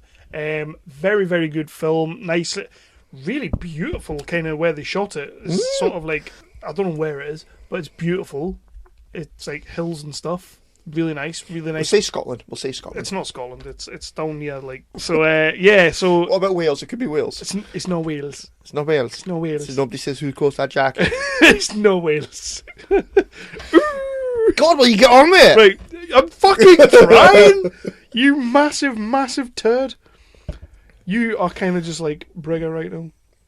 So yes, this British movie that I watched and I will send to you is called Monochrome. Yes, and it's about Chrome. Nope. No. Nope. Monobrows. No. Chrome monobrows. It's about monochrome. I don't know what monochrome actually is. So that joke is wasted on me. But yeah, it's about it starts off with this guy who gets done for some sort of fraud. The police are trying to track down his girlfriend. His girlfriend goes out on the lam. She goes running away. She ends up living on a bit of a farm with James Cosmo from Game of Thrones fame. He was the guy. He's always at the Comic-Cons. Oh, I know what you mean. I know what you mean. Yep. So she ends up. Yeah, he was in Braveheart. He is phenomenal. He's phenomenal. Oh yeah, aye. Really good in this film. And she is, while she's trying to avoid detection, she's getting no money to live there. She's helping him out. He's an artist. And then she killed him. Oh. She goes down a little bit of a dark path. And at the same time, we meet a young detective who, this is where the monochrome comes in, who, when he looks at colours, he sees their sounds. So, like, the colours... Like Daredevil. Sort of, yeah. I guess you could say, like, Daredevil. So he's like this shit-hot detective because he has, like, these senses, sort of, like... But, I mean, don't get too hung up on that because they tend to forget about it in the film. It's used in certain moments to give, like, a nice fisheye lens to the camera, make things look a bit swishier, but really it's got nothing to do with the plot of the camera. Alright, okay. But it's there, and it's nice, and it just adds to the fact that he's a bit socially awkward, and that's why he's such a good detective. So yeah, he's trying to find her, she's trying to not be part of this darkness that's in her, but she can't help it. Really good British film. I wasn't expecting it to be this good. I really wasn't, because I watched the trailer and I was like, I think that's a hard pass. But the people that sent it to us, they were after a cheeky little review, so I thought, I'll give it a watch. I watched it, thoroughly enjoyed it. And I think that's the best kind of review you can give. Yeah. Didn't expect much, loved it. Okay. Yeah. Okay. So just wanted to quickly mention that I've not got anything else to talk about in this section. But yeah, Monochrome. I'm assuming it will be out very soon on digital download and DVD and video and all that. Get it, watch it, good. Done. As hell. Yeah. And I'm not saying as hell anymore. You know. When I write my review, there will be no as hells. Because that's not how I roll anymore. Well, I'm disappointed. Probably why nobody's picking up my reviews. Yeah. Yeah. Not reviewing as hell. Bitching as hell. Right, I've got two more things to talk about. I'll do it quickly. Go for it. Yeah. First one is on Netflix. It's a documentary series. It's called Bobby for President. Who's that about? Robert Kennedy. Oh, I thought you were going to say Robert De Niro. That's stupid. Okay, come on. That's bloody stupid. Yeah, so it's basically about Bobby Kennedy's presidential campaign and his assassination. Ooh. Yeah. Probably shouldn't have said that as cheerily. Conspiracy? Yeah. Yeah. Yeah. Who did it? Oh, yeah. Sirhan. What? Is that a real person's name? Yeah. Okay. Sirhan. Sirhan. That's not a real person's name. Well, it is. He was clearly a patsy. Apparently he was, according to those conspiracy guys, he was all mind-washed in that. They do love a bit of MK Ultra, don't they? That's the one I was thinking of, MK Ultra. I know you were. I just thought I'd give it to you. Good lad. Yeah. Good lad. Yeah, really, really good. It's Excellent. really good. He's actually, when you it tells you about the after or during and after JFK was assassinated, about what he took on, a lot of civil rights stuff. You know, I've been reading March, and he's involved with like the Freedom Riders stuff and all that kind of thing. And as you watch it, because it's not all tinfoil hat conspiracy stuff. It's a lot of stuff that he accomplished and he took on, and he said, "I'm taking on this fight and I'm going to help these people." Like he was the senator for New York, and there was a crisis in, I think it was Mississippi, of child starvation. You know, you need to say it properly though. What? Mississippi. Here in the state of Mississippi, I do declare. Yeah. Don't be ignorant. Come on. Yeah, and so he didn't have to, but he took this on and he highlighted this crisis, that children were starving and all that kind of thing. Who plays him? It's a documentary, Kev. Oh, no worries. So he plays himself.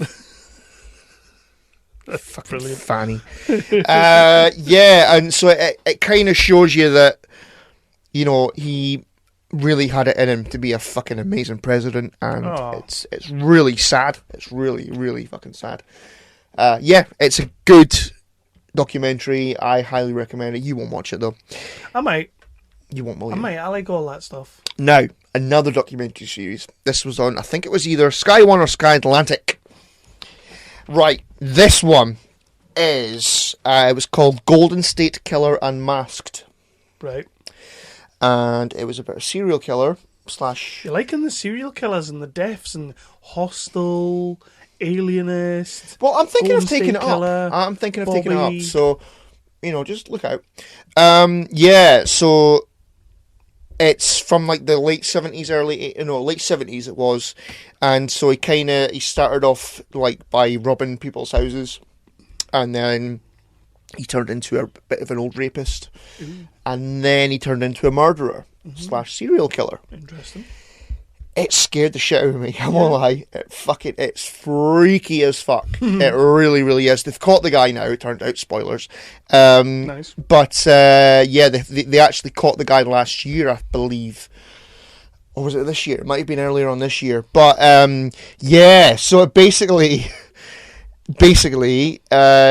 his MO. His modus operandi. Well done. Thank you. Well done. Had Good two lad. drinks as Somebody's well. been watching Dexter. So yeah, basically he would like pick a victim, Yeah. and he would sort of scout out their house and that, and he would go in while they weren't there, and he would leave like sort of ropes and stuff to tie them up. And there was a bit where, again, this is all true. This actually happened. This is not made up. A woman was like doing the cleaning, and she lifted up her sofa cushion. There was a fucking rope under her sofa cushion. So this guy was planning on raping her, and she just like that, obviously, as you would. Yeah, but so he would do all this. He would scout out your house, and he would, he would leave his stuff and things around your house ready to do his dirty business. And you'd be sleeping in your bed, and you would wake up to someone shining a torch in your eyes, and he would like throw a rope at you and go, tie yourself up or I'm going to cut your fucking throat. I'd take the throat cutting. Yeah, it freaked me the fuck out. Like, it was interesting. I couldn't stop watching it. I think it was like 5 or 6 episodes long. I couldn't stop watching it, but it freaked me out.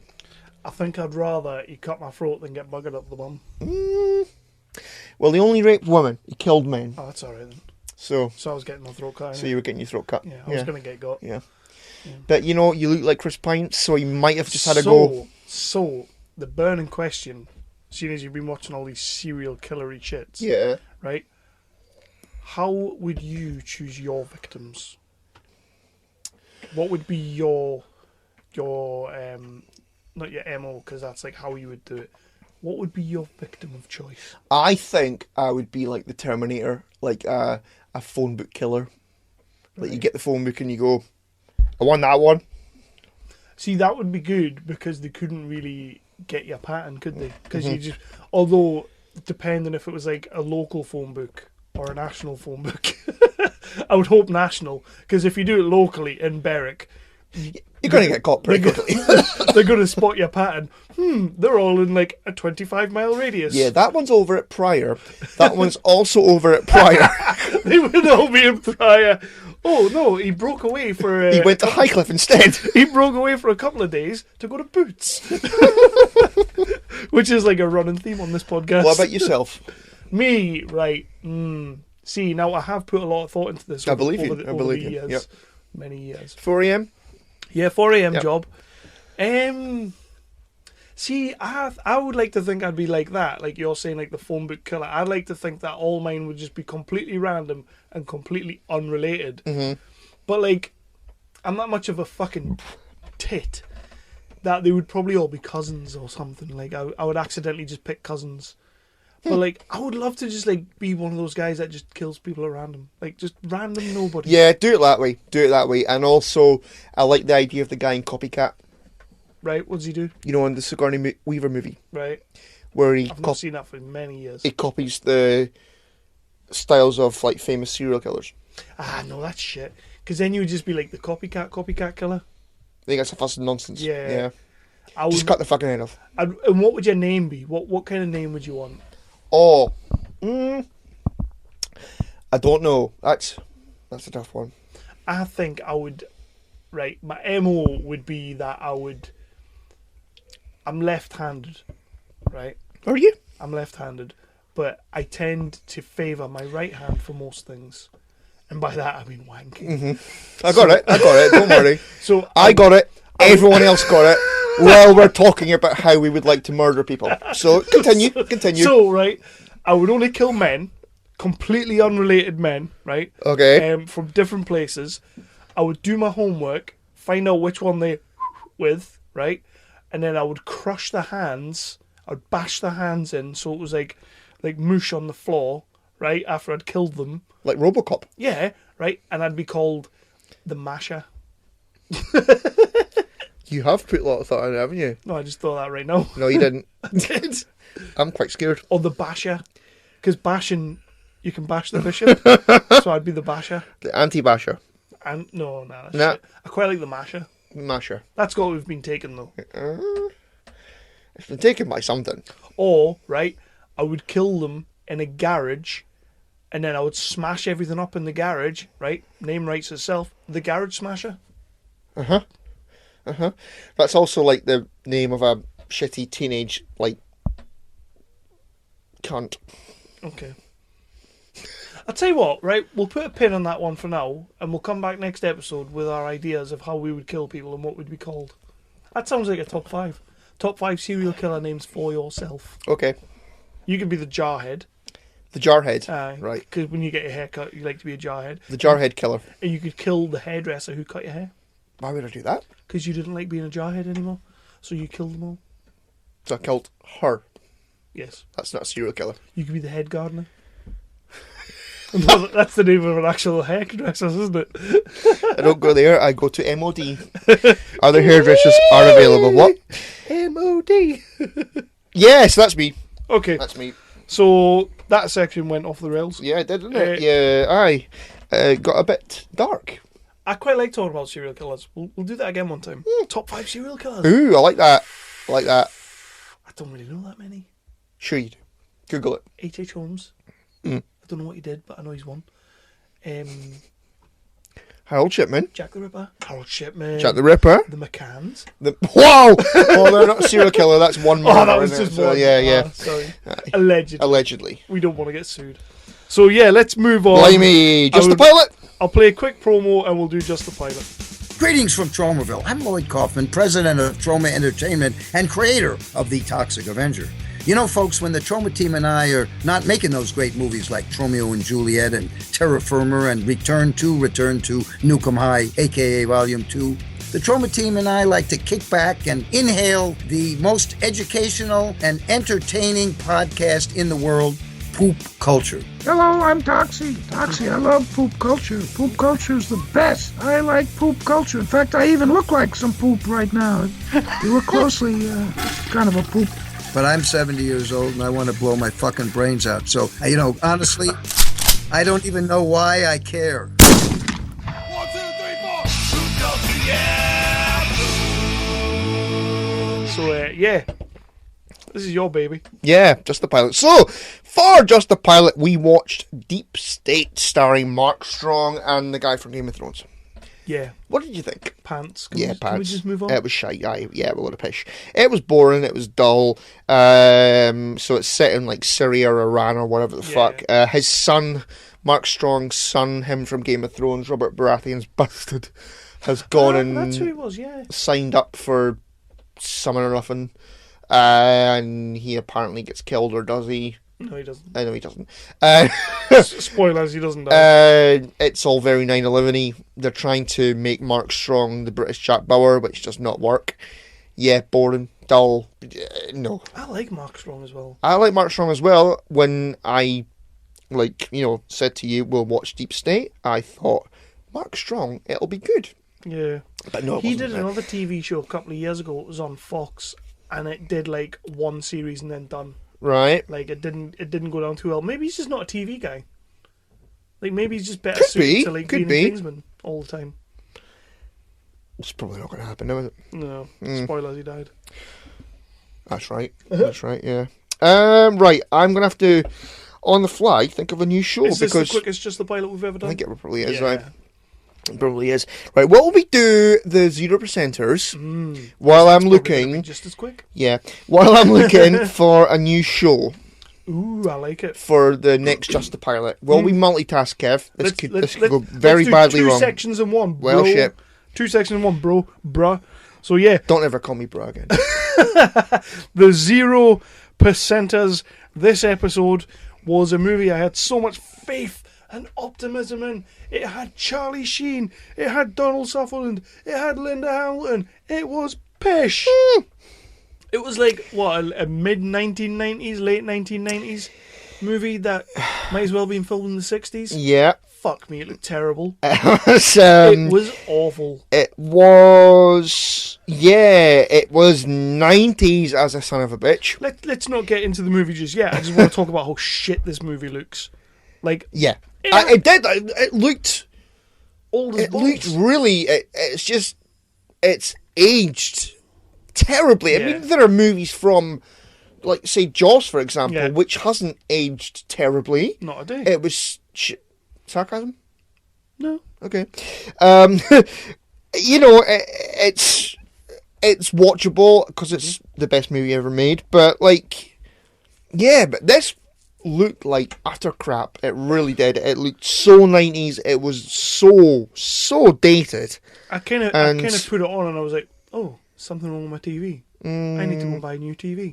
I remember is going on? you saying that. Like, is this supposed to look like this? It just looked horrendous. But anyway, the movie itself is called Shadow Conspiracy, and what happened was the director of this movie saw JFK and thought, I would love to see a whole movie of Donald Sutherland playing that character. Yeah. And then he saw... My first thing was I pretty much was watching GFK. Yep. And you had Charlie Sheen being like this hotshot sort of majority whip type guy, like a spin doctor for the president. Yeah, pretty much. He's Bit of a like, dick. indispensable. Of course he is. Yeah. And then Linda Hamilton is like a news reporter who doesn't get the answer she wants, so she's going to go straight to the source. yeah, she's standing up in the middle of the press conference and demanding an answer. God damn it! Exactly, dag nabbit. And basically she gets written out of the movie very quickly because what's the point? Yeah. Charlie Sheen might as well not be in the movie, even though he's the star. He might as well not be in it because he's terrible. Donald Sutherland, spoilers, is the bad guy. Yeah. Can we talk about why he always gets that? But he wasn't that in JFK. So maybe he was like, well, I am playing the same character, but I don't want to be the... Well, what was that movie? X. What was the movie with Christian Slater that we watched not that long ago? And it also had Donald Sutherland in it. And he was also playing the JFK character. Oh, where he was in the strip club all the time. Yeah. He was also the JFK character. And he was also the bad guy. And it was also a big twist. And he's like, dude, are you just playing the same fucking role over and over again? People do that all the time. Yeah, I know. Sean Bean. But, yeah, Shadow Conspiracy is a terrible-ass movie. There's a big government conspiracy. The president's maybe going to get killed. Charlie Sheen knows he's going to do it. He figures it all out. Blah, blah, blah, blah, blah. Skip to the end. Yeah. Yeah, well, they had an assassin fella that was chasing them. Ooh. That was basically the Terminator. He was terrible. He was making a big... Let's talk about this for a second. Because he was making a killer toy helicopter. Did you recognise him? No. Did you not recognise him? No. I recognised him straight away. Dude, I didn't know this guy was making movies back then. Who's it? Stephen Lang. From Avatar. Oh, shit! Yeah. Oh, okay, I did not recognise him, no. Sporting a very blonde haircut. Mm-hmm. And I was like sitting there, dude, is that Stephen Lang? But he kind of... Well, he disappears from the movie, but before that, it's like, well, they're making him the Terminator. Yeah. And it's fucking ridiculous. But, so yeah, he disappears from the movie because he's building a killer toy helicopter to take out the president, I guess. Yeah. So they have this set piece in the like their big room. Yeah.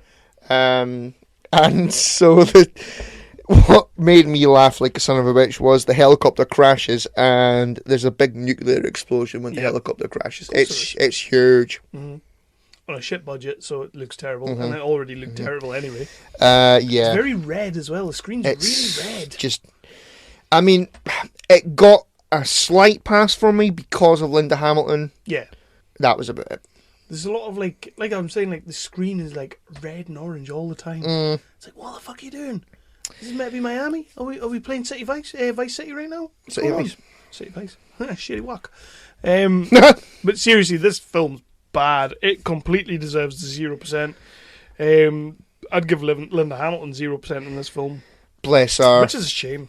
I never thought I'd say that, but yeah, it does deserve 0%. It's just terrible. I was mostly wishing, oh God, is this done yet? Yeah. Tell you what I did like.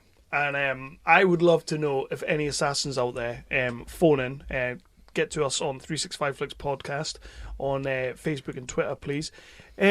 Would you have fallen for the cup of coffee being put in the drawer? No, I would not.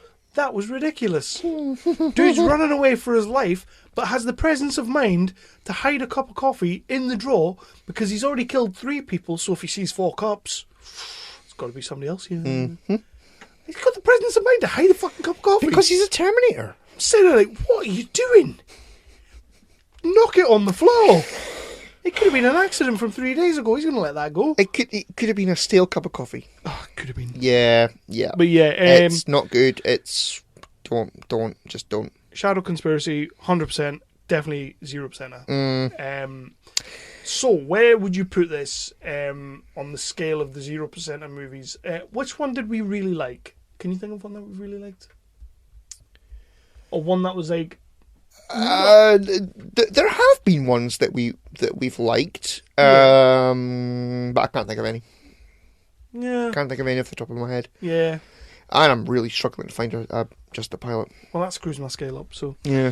Anyway, next episode, we are not doing a 0%. Oh, we're not. No. Okay. I have chosen a revisit.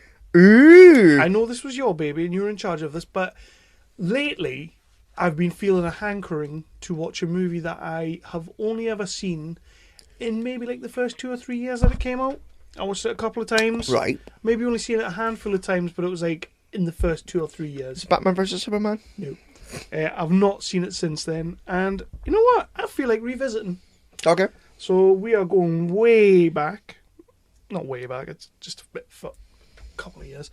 And we are going to be rewatching The Matrix. Oh, okay. Because I haven't watched it in a long time. Me neither. I want to see if it holds up. Okay, why the hell not? We're not going to do the other two because they're both shit. The second one's not completely shit. The third one is. You just like the 20-minute orgy at the start, don't you? It's not halfway through the movie. No, it's like right at the start. It's a big orgy in a rave cave. Yeah, because I'm all about the rave caves. Don't I know it? I've been there. But yeah, we are going to be revisiting The Matrix for something a little bit different. Yeah, I'm quite looking forward to watching it again. Okay. And I don't know why, but lately I've been feeling like I want to go back and watch it. I've been feeling like I want to go back and watch a lot of films lately. Mm-hmm. Like I'm feeling a bit like, let's go back and watch some good stuff, because I think there's been quite a bit of shit coming out recently. I've been challenged by Burton's Bob, or YMCA Bob, Oh, I saw that, yeah. to do that, 10 movies in 10 days thing. He did it to me, but I never did it. Did he do it to you? Yeah. Sorry. Was that like, oh? Yeah, but when he posted it for me, I think it was like the first day he did it, because I'm so incredibly good. But he said, so I get day 9, you get day 1. I'm sure day 1-ish, but I'm sure that's twice I've done that on the podcast. But he put me down as the one guy that he loves to bicker about movies with. Okay. That makes me special. And you just got, today I nominate Chris Richardson. Rude. I'm not looking forward to editing this. So yeah, we are revisiting The Matrix. That will be the next episode. Have you got a pilot? No. I will come up with one. I'll have a look on the Sky and the Netflix. I'll come up with one. I'll put it on the Facebooks or whatever. Do try. I will try. I've got one. I was go on then. I've got one. Go on then. I don't know if you're going to go for it though. It's on the Netflix. A couple of people at work have been trying to get me to watch it. Now, you know the type of people I work with. So this could go either way. They've been trying to get me to watch it for ages, but he is pretty good with his TV shows. Like, some of the stuff he watches, like, I'm like, yeah, I like that. I like that show. I like that show. So, I don't know. It's on Netflix. It's called Power. Okay. Yes. 50 cents in it. Nope. Apparently, he's only a small character. He's not the main character. He's like a recurring role. I don't know anything about it. Let's give the pilot a go, though. Okay. Go on. Power. I mean, it sounds good already. Power. I've got the power. That was me doing the music from the song. So would you like to move on to our top 5? Why the hell not? Yeah, because this is Dragon. Quick promo. Don't forget, guys, if you are looking for a stylish pair of headphones that, are going to revolutionize your listening pleasures of podcasts, going to really make those ears, it's going to tickle your earbuds. You're going to be walking down the street a happy person because you've got top quality sound coming through those ears. My voice right now probably sounds nice and velvety through these damn things. You need to go to studio.studio.com. Get yourself there. Use the promo code 365FLIX, all caps locks, get yourself 15% off. You're going to discover a whole new way of listening to podcasts. Hell, listening to music, in fact. It's all gravy from here. It's like you're sat in the booth with us. And who doesn't want that? Yeah, again, www.studio, S-U-D-I-O. Top quality headphones. Get yourself on there. 365FLIX. Caps lock. In the show notes to this episode, you will find a cheeky little link that will take you straight there, and all you've got to do is find the pair you want. And this promo won't last forever, so get it done. These things are style and tech, and you don't often get that in your leading brands. So episode still in progress. What's the top 5, Chris? So we did our Road to Infinity War. We did. Not all of it, but most of it. The thought was there. So I feel like we ended on a high by getting somebody else to do it for us. Infinity War is done. Well, it's not done. It's still in the cinema, but Is it still making all the money? oh yeah, I assume so. I'll just get my figures from Hobby, but Like a bajillion? Yeah. I wouldn't get your figures from that dumbass show. wow, Oh. wow, that was harsh. Oh, you total bitch. I've had a drink. um, Fucking better than us. but yeah, so Infinity War's done, and I thought, because we've been doing the top fives all the way through, I've not bothered with the spreadsheet, to be honest. Nah. I thought, why not do our updated Marvel top 5? Yeah. Yeah, Yeah. yeah. Let's go for it. Let's do this. Let's jump right in and do it. I'm just making a note of Power Power. I feel on like the Netflix. I feel like it could be Pish. probably. We'll try it though. Okay. Just the pilot though. So yeah, we're gonna readdress our ranking of the top 5 MCU movies. Just MCU? Yeah, Only MCU. only MCU. See if there's been any changes, which we won't know. I think I have. Ooh, so you put Infinity War in there? Yeah. Yeah. Number 1. What's your number 5 then? Let's get into it. My number 5 was definitely on my top 5. I may have rejiggered it a little bit because I had a little think. And to be fair, doing the Infinity War, the Road to Infinity Wars, has changed my view on a couple of movies a little bit. For instance, I don't necessarily think Thor: The Dark World is the worst movie ever. No. Because of Doctor Strange. Yeah, it's still not good, but it's it's not terrible. My number 5, I guess terrible. is Edward Norton. Oh shit! It's Incredible Hulk. That wasn't on your list before. Yes, it was. Was it? But I actually really enjoyed revisiting it, and I really enjoyed the Tim Yeah, Roth yeah, moments it was- as the Abomination. I think Louis Leterrier, when directing that movie, did something that Ang Lee did really well. It's just a shame the rest of Ang Lee's movie was terrible, was the comic book aspect. Mm-hmm. Like, Ang Lee's movie was basically a moving comic book.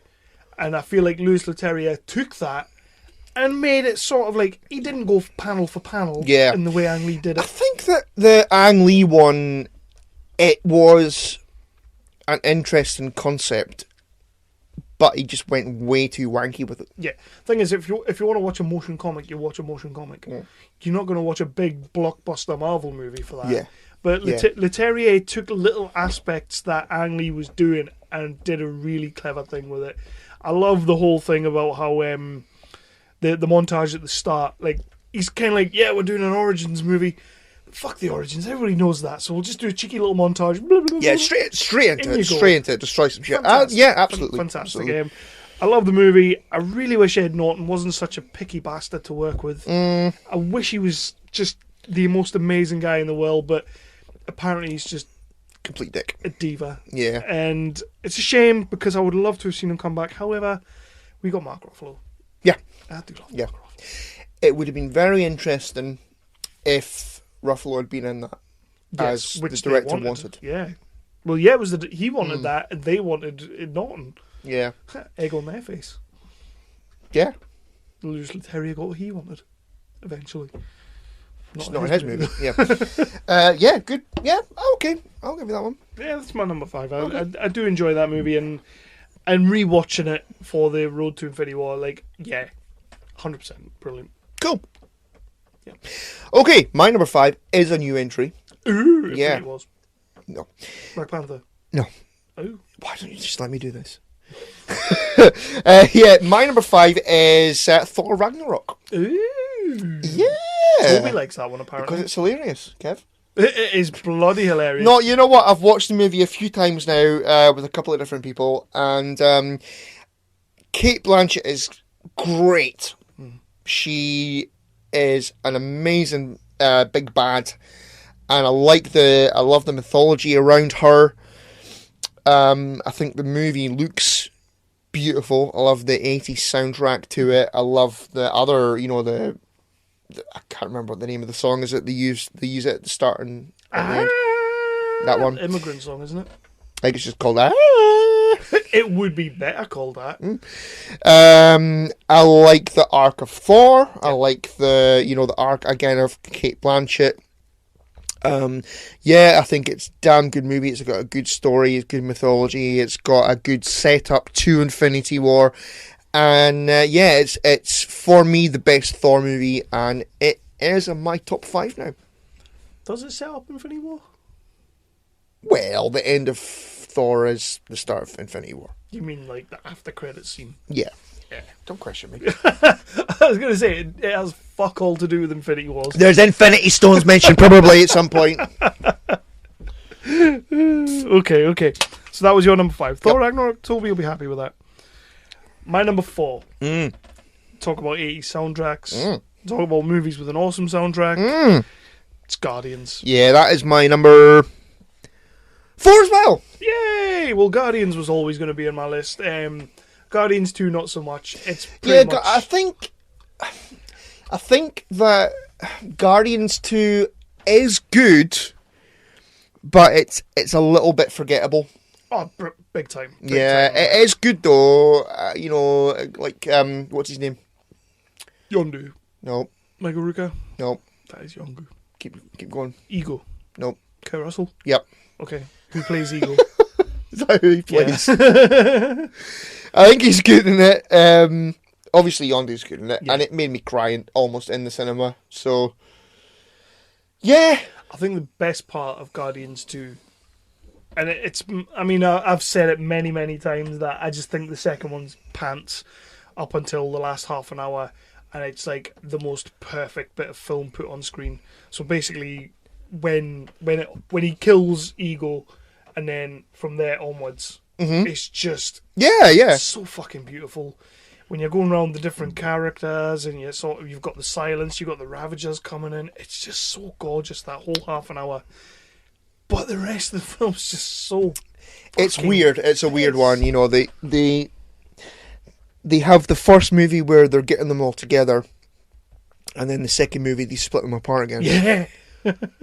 That basically becomes the Star-Lord show. Yeah. That's what did it for. That's what kind of made it not as good for me. Is they're the Guardians now. They're a team now, and you split them apart again. And I don't know. I still enjoyed the movie. I went to the cinema to see it. And as I say, I welled up like a little girl at the end where they're doing the fireworks and space and stuff. It was beautiful. It was. But yeah, it's just the first Guardians film is so much better. Yeah, a million times better. Soundtrack's fantastic, from that opening scene when he's walking through the cave and he's dancing and he picks up the little thing and starts singing into it. Yep. You just completely understand who Peter Quill is from the word Yeah, Quill. yeah. And Chris Pratt arrived in that film. Like, Yeah. Oh, definitely. I know he was Andy Dwyer and everybody loved him in Parks and Recs, but come on. As an actor, as a box office draw, he arrived in Guardians. That was his moment. Yeah. And now he's in fucking everything. Well, he is everything. Yeah, he is everything, yeah. I mean, we've said it a few times. I think you've maybe mentioned it once that I was a pissy bastard with it. And I got it for my Christmas, I think, when it came up on the Blu-rays. And, pretty much as soon as that opening scene hit, with that music, that awesome music, and he was dancing through the caves and all that. It's like, oh, you silly bastard! You should have seen this in IMAX. And then you text me saying, "Kevin, I bow to you." I say that a lot. You do. Yeah. You do. Yeah. So because we had the same number 4, I will let you go for your number 3. My number 3 is the one that started it all. Iron Man. Oh right, yeah. Yeah. Did that start all? Of course, I know it did. Yeah. Did you like that film? Yeah. Yeah. It didn't make my list. It's knocking on the door. It's definitely knocking on the door. But it just didn't make it. But yeah, I really love that film. Yeah, I think, they didn't have the rights to Spider-Man at that point and all that kind of thing. I think that they took a massive risk with it. They took a massive risk with the character, with the actor who is perfectly cast. We talked about that at length on an Iron Man episode way back in January. And again... With Dev? That one Dev? Yep, that was Dev. But again, you're yeah. talking about like the director wanted one person, the studio wanted another. The studio did not want Rob Downey Jr. Well, he was a fuck up. He was a fuck up. Exactly. You know, he's like this is the guy who was in bloody Ally McBeal and got sacked for being all high and shit. Well, that was every project ever for him. Yeah. Because, this Iron Man relaunched the guy's career. Oh, big He's time. huge. He's a superstar now. Big time. Pre-Iron Man, I mean... Well, superstar. I mean, next year he's making Dr. Dolittle. Okay, that might fuck things up. But then he's doing Sherlock Holmes 3, so it'll be fine. Although just about everybody else from the Avengers is doing a voice, so there you go. Are they really? Yeah. Oh. What's her name? Scarlett Johansson's in there. Mark Ruffalo's in there Right. as voices. Okay. You can't see my face, but I'm doing like a pussycat's arsehole. Is that what that is? That's what that was. I did want to fuck it. So. Yeah. Wow, sorry. Yeah, so what's your number 3? My number 3 Wow, what the fuck was that? is interesting. Although I do love Incredible Hulk, I think, as you say, Iron Man was the film that started the franchise, and it was. Yep. This movie got me really into the MCU, made me just want to watch all of the MCU movies going forward. It was Thor. Okay, That yeah. is my number 3. I'm Yeah. a huge fan of Yeah, I Thor. like Thor. I really do like Thor. That was possibly that tied with Cap 1 was the most surprising for me because I didn't see either of those in the cinema. I didn't see Thor or Cap 1 until after Avengers Assemble. Silly. Shut up. Because I didn't have any interest in the character. Yeah. But Thor was very surprising to me because it was like, I don't want to see this movie. And then I saw him in Avengers Assemble and he was great because of Joss Whedon, obviously.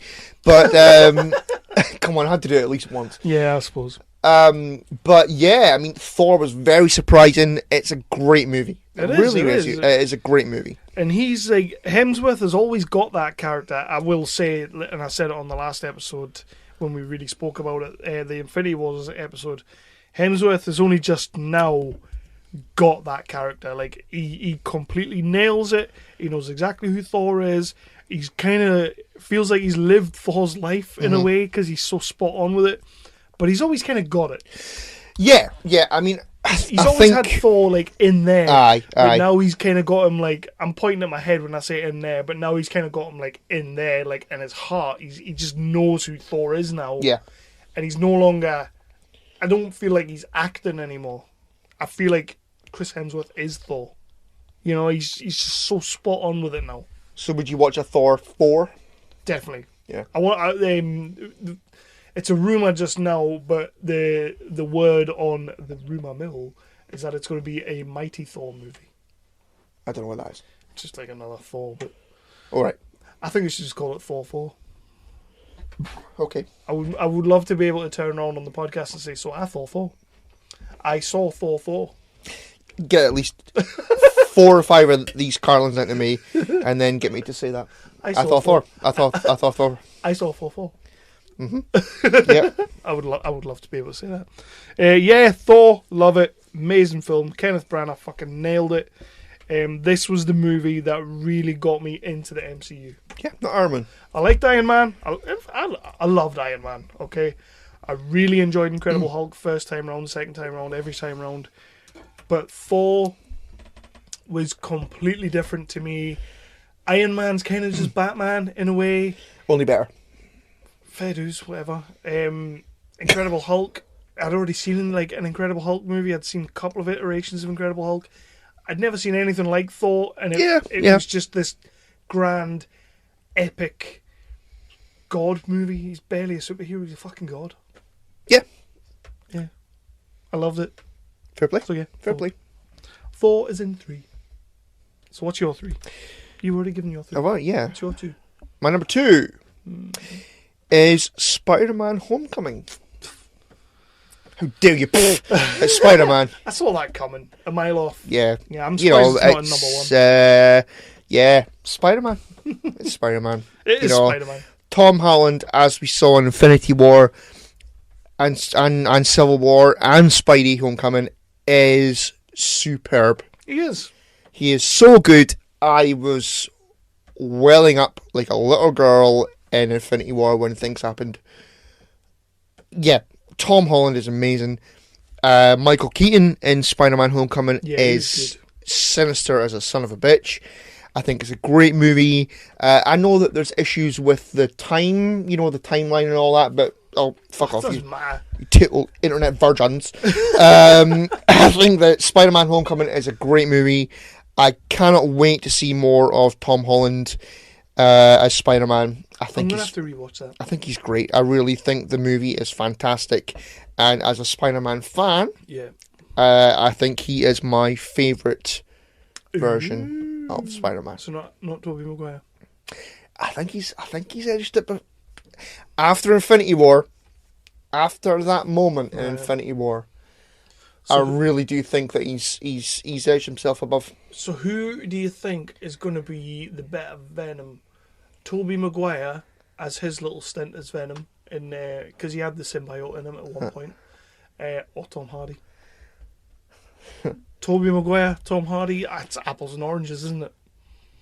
Topher Grace. Topher Grace. Fuck Topher Grace.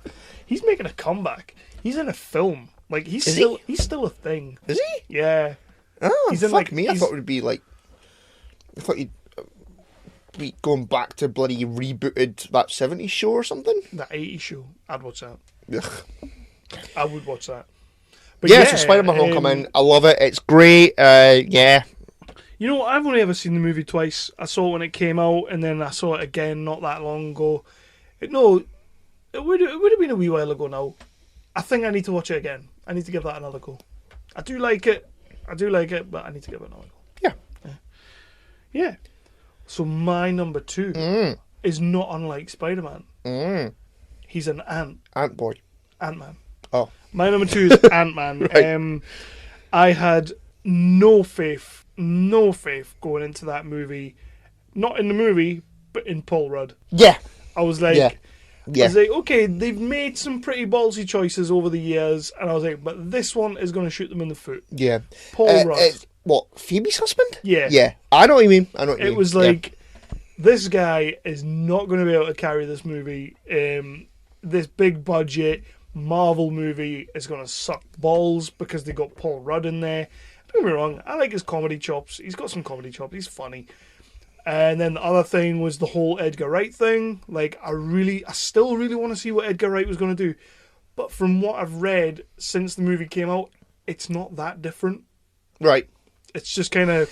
I thought that Edgar Wright was wanting to do, like an actual ant. No, that's bullshit. Is that bollocks? That's bollocks. Is that just people on the internet? Yeah. Yeah. Supposedly the movie... apparently the movie that actually came out isn't a million miles away from what Edgar Wright was doing anyway. It's just more Marvelized. Like, they brought in Peyton Reed because he's a guy that hasn't really done much apart from Bring It On movies. So we'll bring him in. He'll do it he'll do what he was going to do, but how we want him to do it. Whereas Edgar Wright was like, look, I've had this in my head for like 10 years. Mm-hmm. I'm fucking making my movie my way. And, look what happened there. He leaves that and makes Baby Driver, which was pish. But, yeah. Pish, I don't think it was pish. It was terrible. It was what it was. It was cleverer than it thought. It wasn't as clever as it thought it was. It was just kind of like, ooh, look at me, look at me, I've got a soundtrack. Everybody else has got a soundtrack, I want one too. Yeah. Yeah, there you go. Ant-Man, I really actually enjoyed Paul Rudd in the movie. Surprise, surprise. Evangeline Lilly is fantastic as the Wasp. Although we're not going to see that till next film. Michael Pena steals the film. Absolutely steals the film. And you know what? There are 2 films in existence, maybe 3, where I can actually deal with Michael Douglas as an actor. And this is one of them. The Game? Love The Game. Romance in the Stone? Oh no. Do you love The Nile? Oh no. They should be... they're great movies. Fuck, I haven't watched them since I was a kid, but yeah, I loved those movies when I was a kid. They're on like ITV2 all the time right now. No. No? Is it what's the woman in it? Kathleen Turner? Yeah. Yeah. I love those movies. Better in Serial Mom. Loved her in that. I love those movies. The other one is Falling Down. When he's in the he's like the broken down salesman. Yeah. And everybody hurts. Oh, Jesus. I do a really good Michael Stipe. So yeah, your number 1 is... I have Hobbit, my number 1. What a fucking surprise. Yeah. So, my number 1 is... Can I guess? Avengers Assemble. Avengers Age of Ultron. Of course, it's Infinity Wars, you dick. Yeah. Really? Yeah. You're putting that at number one? Yeah. Okay. Yeah. No emotional connection whatsoever. Well, I know you did. don't start with me. I know you did, which is nice. Yeah. Which is nice. Yeah. Yeah. Glad you enjoyed it. Yeah, well, Avengers Assemble is Avengers Yeah. Assemble. It's Joss Whedon. It's fucking fantastic. Yeah. Infinity War, I love that movie. I love that movie, and I think it's just fucking absolutely superb. And yeah, that's all I'm going to say. Really? That's all I'm going to say. Really? Yep. Okay. I think we've discussed this, Kevin. You know what? I'm going to drop it. It's just let it go. Are you going to drop it? I am. But, people are loving the movie. You're loving the movie. That's all gravy. Okay. I don't want to get into another argument about it because you fucking... Well, yeah, apparently I was very mean to you. You slapped my bitch up on that episode. Yeah, I did. I really actually enjoyed it. Yeah, I really enjoyed it. Yeah. I edited most of it out. Did you? Yeah. When you listen back to it and you're like, damn, I was really harsh. That was only half of it. Oh, shit. No, I didn't. I don't do that. So, yeah, my number one... You don't put in voiceover as, yes, Kev, you were right. Or, me, you're right. I should totally do that. Mm-hmm. I don't know why I don't do that. Chris, Just- what did you think of me? I'd totally have doing that from now on. So what was your number one? Avengers Assemble and me. My number one is absolutely no surprise to anybody. It was my number one when we did the whole thing. I love this movie. It changed. When people talk about superhero movies that are changing the game, like Dark Knight and whatnot, Dark Knight did change the game. Black Panther didn't. Get over it. Winter Soldier completely changed everything I knew about superhero movies, especially everything I knew about Marvel superhero movies. I love it. Yeah. It's I really- love the movie as well. Don't get me really wrong. nothing else It to say just... for me. It doesn't get into my top 5. I don't understand that. Well, I don't understand you. That's a bit much. I don't know. You love all that like spy shit. I know I do, but it just doesn't bump any of those movies out of my top 5. Top 6 really, because you Hobbied one. Bah. So there you go. There you go. No, but I love it's a Winter good Soldier. movie. It is a great movie. Yeah.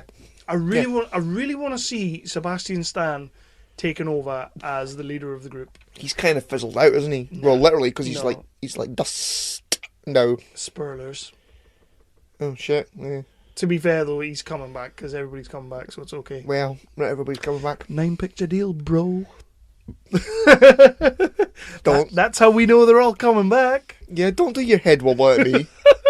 Black Panther's coming back because there's a Black Panther 2 coming. Mm-hmm. Tom Holland's coming back because there's Spider-Man 2 coming. Let's wrap it up. I'm not going to be mean to you again because you almost cried the last It's time. all good. It's all good. Yeah. So yeah, that's pretty much it for our episode 110. I feel this is one of our weaker ones, Fish. but it's all good. Everybody, again, keep an eye out on the Facebook and the Twitter for Sasha and Patricia's short movie Ethel, which we will be pimping out as much. Yes, as we will. possible. I have already shared it on the Facebooks Good earlier lad. on. But I tell you what, London, baby. London, baby. We are going to be in London next weekend. By the time this comes out, it'll be the next weekend. No, in a minute. Yeah, we've got some swag coming. Yeah. Made by moi. That's me in French, isn't it? Yeah. Yeah. But don't do that. So, yeah, we're getting some new swaggage on the go, and I will be doing it myself. Sister. The swaggage. Yeah. Also, we'll be down there. If you're at the London Comic Con, MCM London Comic Con, 25th, 27th, 29th. If you're down there, come and find us. We'll be wearing awesome hats with awesome t-shirts. Do you have to wear a hat? I will be. Come and find us. We may have some spare hats. Like You can have mine. you can have Chris's because he's an ass, and we will maybe do cheeky little interviews with people. Hopefully. That's what we're hoping for. Hopefully. That will be awesome because we are returning in the crash. And another little shout out for my buddy Matt Taylor, whose 2 movies are currently on digital download. When's he coming on the show? As soon as possible. I kind of want to get past MCM and then work it out. Yeah. Because MCM. We've only got like, what's it today? Thursday. So, Yeah. you know, we're already going to try and get in a cheeky indie talk next week. So it's. I've pretty much. I'm out all being, you know, debt collectory in that. A few people have kind of hit me up about when they're coming on, and I'm like, you know what, you're gonna have to wait. Yeah, I know. I'm like, I know. I really don't want to do anything until MCM. At the minute, it's like I've got about one night free a week, and yeah, man. But all that's on the go. It'll be Matt will be coming on. Matt Taylor, Transition and Train Set. Go and check them out. Digital downloads and all that.